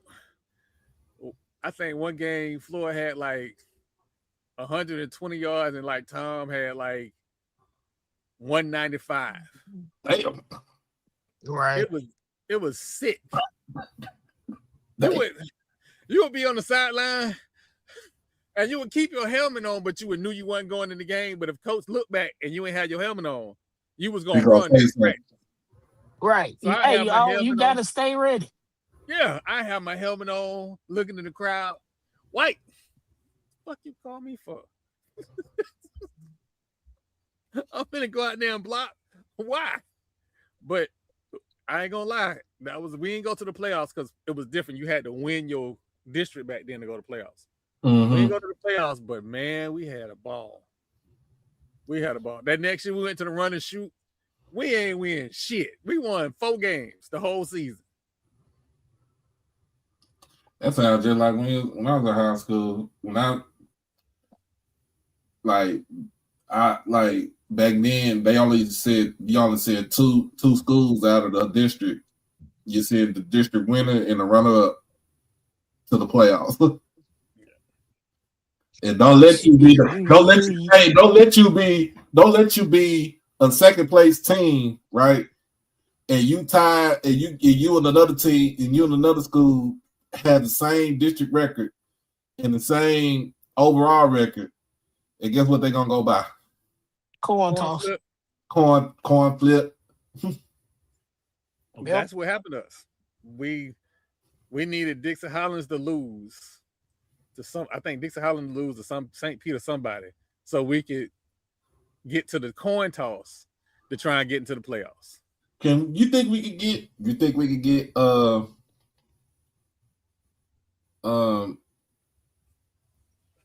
Bar None on the show? I damn sure try. But you know he be busy as hell. Well, I'm sorry. He be busy as hell when he not relaxing or, with the grandbaby. Yeah. But I damn sure try. Marlo can't be on the show, though. No, Lord. Marlo went to Northeast High School. Like, hold on. Y'all rivals. Did I ever tell you that we rivals. Did I ever tell y'all my best night of football? I had a reporter at my game, and this bitch wrote about Marlo's game.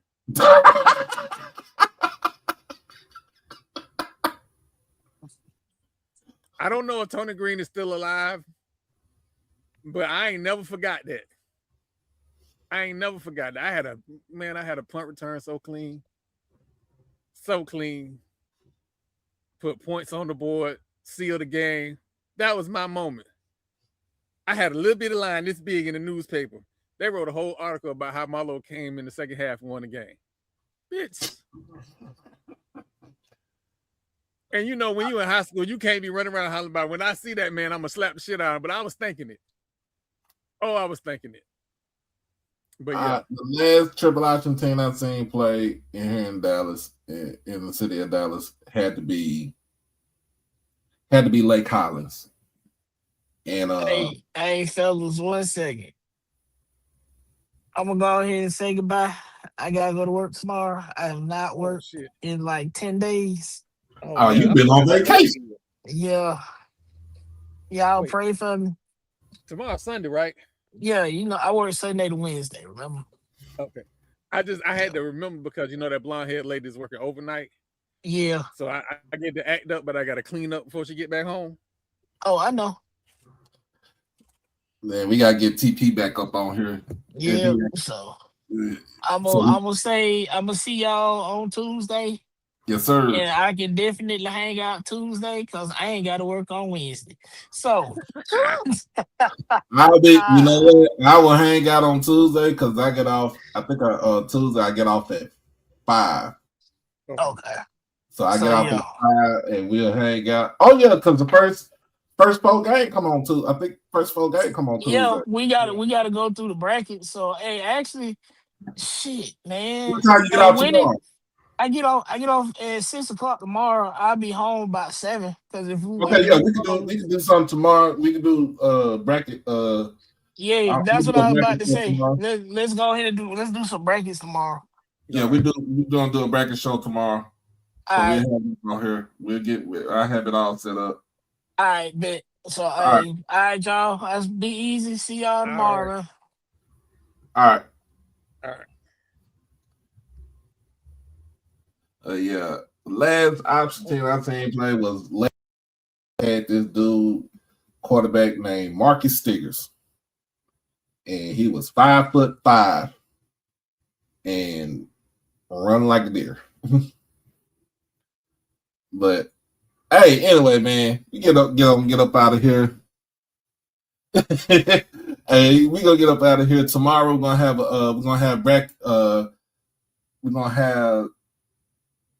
the Gathering Old Men bracket show tomorrow. So make sure y'all tune in to that.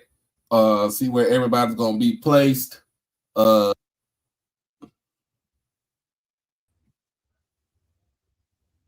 gonna have that.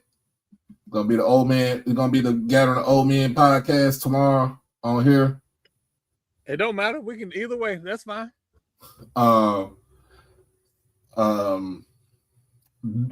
Virginia got one job to do, and that is to beat Duke. Why did they show that Florida State highlight? That was unnecessary.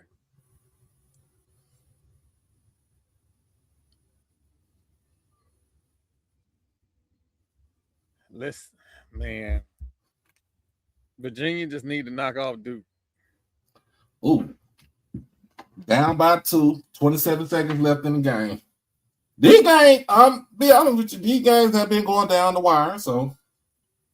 Yeah, they have.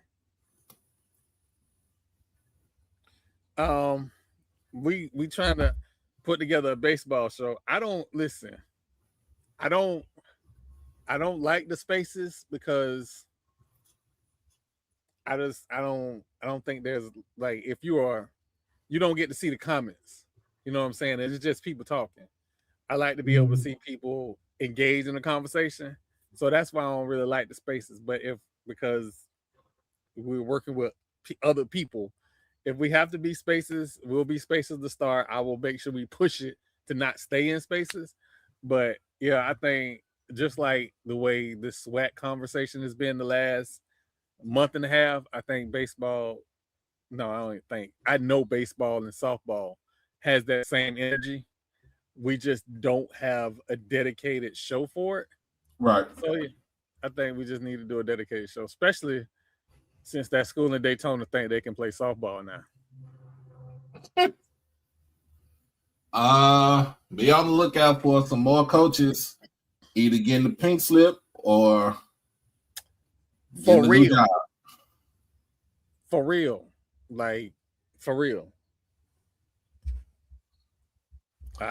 I might be on the. I ain't gonna be lying to you. I might be on the bandwagon and say we might have to go ahead and get rid of March. Jackson State coach.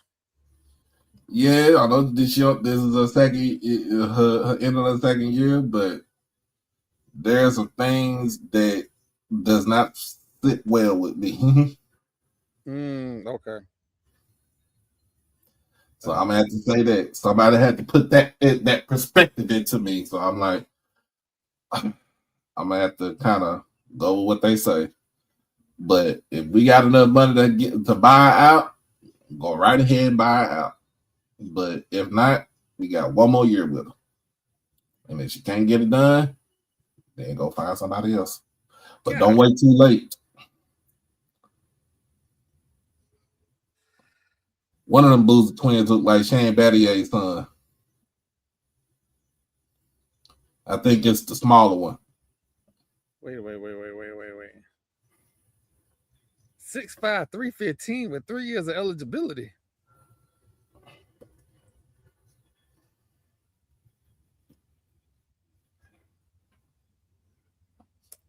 Something up. It's something. I'm sorry. I love kids in the portal, especially big linemen. But it's a few schools if you transfer out of on D2, I got questions. Yeah. And when I seen that, I was like, ooh. And then I seen where you transferring from. I was like, somebody got to do some leg work and find out what's going on. What's going on. So, but man, look. Virginia has one job.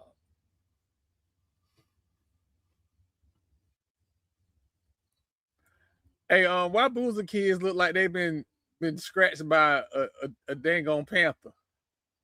My bad, Crook. My bad. You see this? Yeah, I seen it. I see it.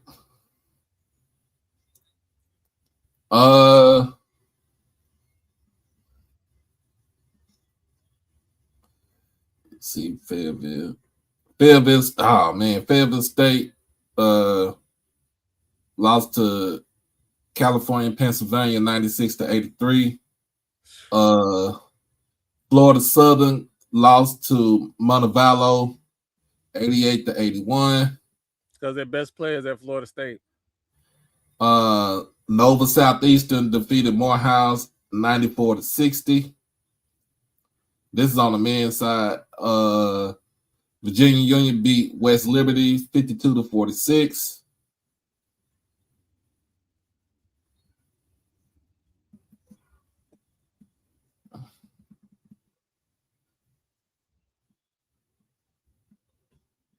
That's it.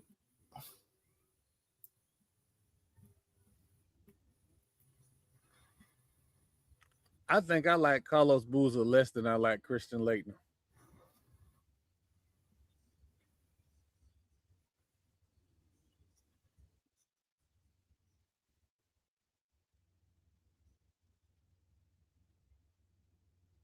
Boozer was at Duke when I was at Florida State, if I'm not mistaken.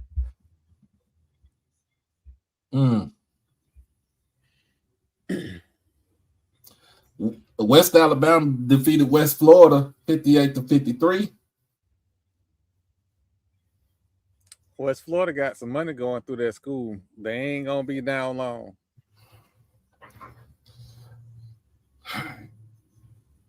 Look for Duke to be the overall number 1 seed tomorrow on the men's side. And look for UConn to be the overall number 1 seed on the women's side.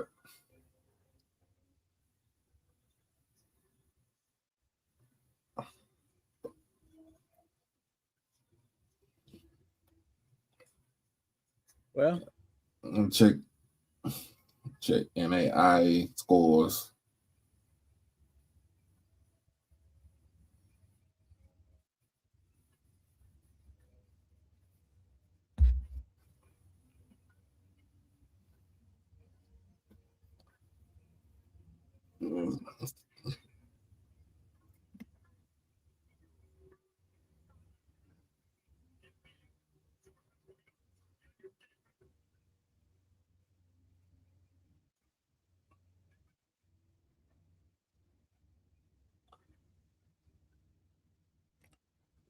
All right, let me get out of here.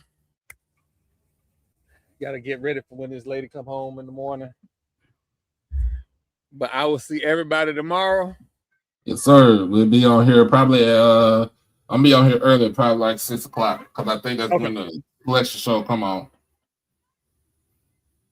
All right. All right. We'll figure it out. We'll figure it out in the morning. Okay. All right. And I'm gonna get on out of here too. So, as always, y'all be blessed. Y'all be safe. Hug your loved ones and love on your loved ones. Crash out on your kids and beat them out the penitentiary and get anything as a parent as a weapon of mass destruction to whoop your kids' ass, to get them on the straight and narrow.